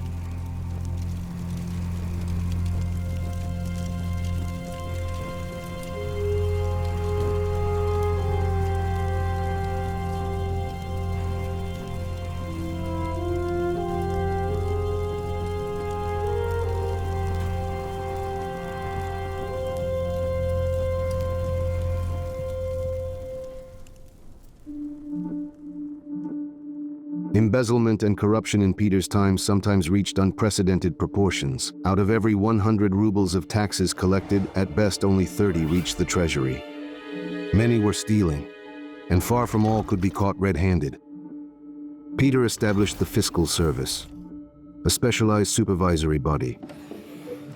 Its main task was to prevent damage to the treasury and abuses by high officials. At the head of the service was the chief fiscal, who answered only to the Tsar.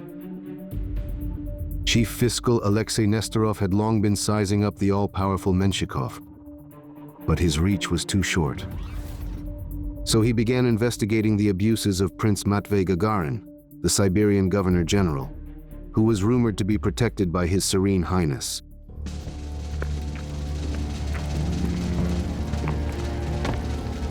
Hundreds of onlookers froze in anticipation of the execution.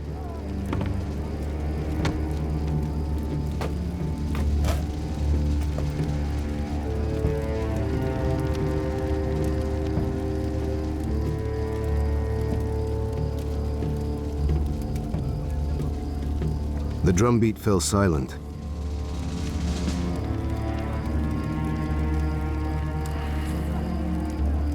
Prince Gagarin cast a heavy gaze over the crowd.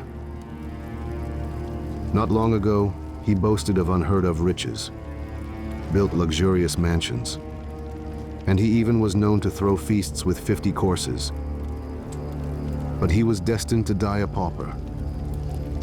Everything he had acquired passed to the treasury by the Tsar's verdict. His wife burst into loud sobs.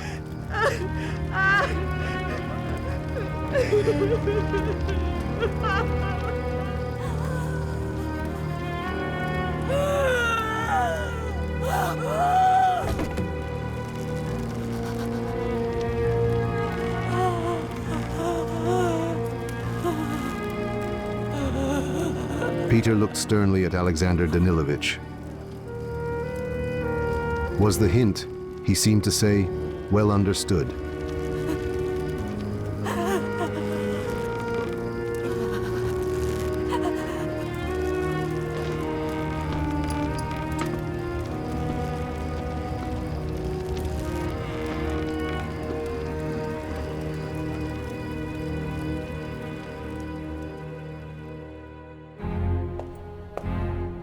Confess! These are people! Speak! Menshikov, though he fell from grace, avoided What's arrest. the matter with you, Petrusha? An old friend, Catherine Alexeyevna, almost always took the prince's side. Many years ago, he had pulled her out of poverty and taken her under his protection. And now she was returning the favor to Alexander Danilovich, protecting him from fits of the Tsar's anger. Peter loved Catherine, and this love saved Menshikov for the time being. In the year 1721, St. Petersburg celebrated the Treaty of Nystad. The Great Northern War ended in complete victory for Russia. In Trinity Cathedral, the senators bestowed upon Peter the title of Emperor and Father of the Fatherland. When he stepped onto the square, he was enthusiastically greeted by a huge crowd. St. Petersburg would henceforth become not just a capital, but the capital of an empire. The festivities continued uninterrupted for 7 days, with masquerades, balls, illuminations, and fireworks. And Catherine also became empress. Peter personally placed a crown on her head. It was the first crown in the entire history of the Russian Empire. The festivities of the Petrine era were lavish, noisy, and lengthy, and participation in them was mandatory for everyone. The police saw to that. Masquerade participants were forbidden to remove their masks or change costumes until the celebration ended. In the squares stood roasted bull carcasses, and liquor was poured from tubs and barrels for anyone who wanted it. Warships shook the shores with cannon salutes. At night, fireworks and firecrackers soared into the sky. All of these celebrations followed a very precisely written script, and the decorations used an elaborate system of allegories. For example, a flaming heart depicted the Tsar's heartfelt attachment to St. Petersburg.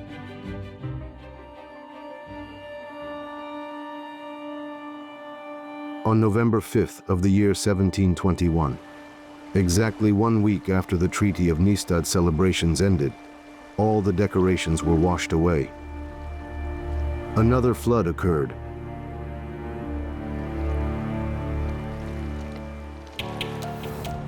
Major flooding in the Neva Delta occurred almost every autumn and every spring. If the water rose between 1.5 to 2 meters or more above the normal levels, the flood became known as a natural disaster. Cannon shots fired from the Peter and Paul Fortress served to warn people of extremely dangerous water levels. The flood of 1777 virtually destroyed the Summer Garden, and it flooded the cellars of the Peter and Paul Fortress, disastrously claiming the lives of several hundred people. The flood of 1824 is described in depth in the poet Pushkin's work, which is entitled The Bronze Horseman. The streets turned into canals where galleys sailed in, rescuing people who were drowning.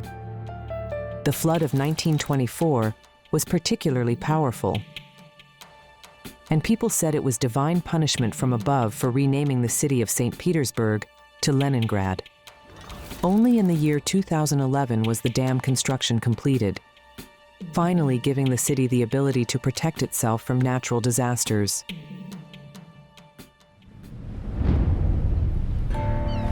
Alexander Danilovich watched as water flooded the embankments, and logs carried by the waves crashed against windows and house walls. But what did St. Petersburg matter to him now? After yet another denunciation, the sovereign's patience snapped, and he dismissed Menshikov from his position as Governor General. The prince understood. This was only the beginning. Wasn't the fate of Matvei Gagarin now awaiting him?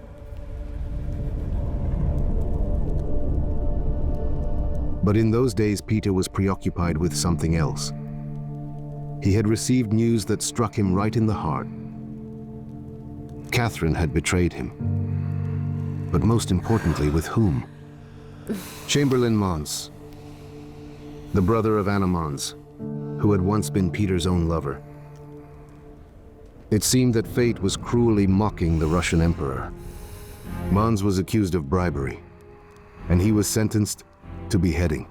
In the margins of the document, Peter wrote, "Carry out the sentence." He no longer spoke to Catherine. He didn't want to see his friend Sashka. Perhaps he didn't want to live anymore. With a heavy heart, the sovereign was returning by water to St. Petersburg after inspecting the Ladoga Canal. Along the way, he saw a boat with soldiers stranded on a sandbar, being overwhelmed by waves. The emperor rushed to their rescue.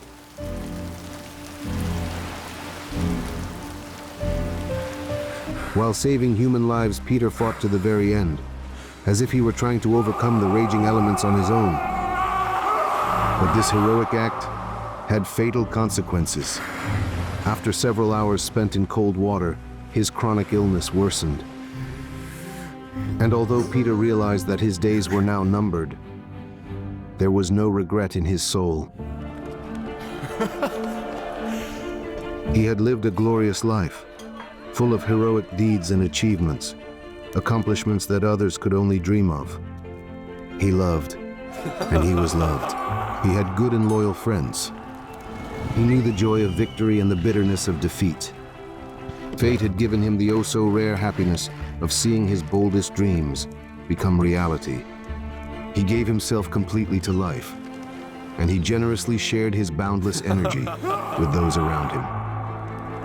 And when he met resistance and misunderstanding, well, then he could be fierce and ruthless even to his loved ones. Yes, he spared neither himself nor others, but in return he created a great army and navy, transformed the Muscovite kingdom into a European power, and built a magnificent city of dreams on the site of deadly swamps. And yet doubts persisted. Who would continue his work? His eldest son, Alexei, was accused of high treason, and he died before the sentence could be carried out.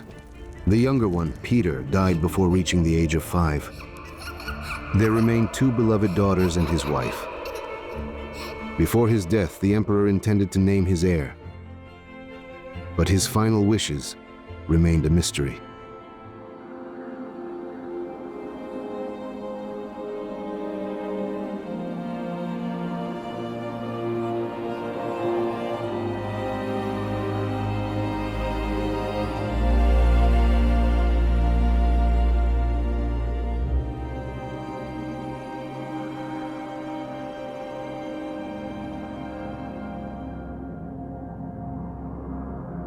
Peter Alexeyevich was fading rapidly, and with him, an entire era was coming to an end. But what he achieved forever transformed the history of the Russian state.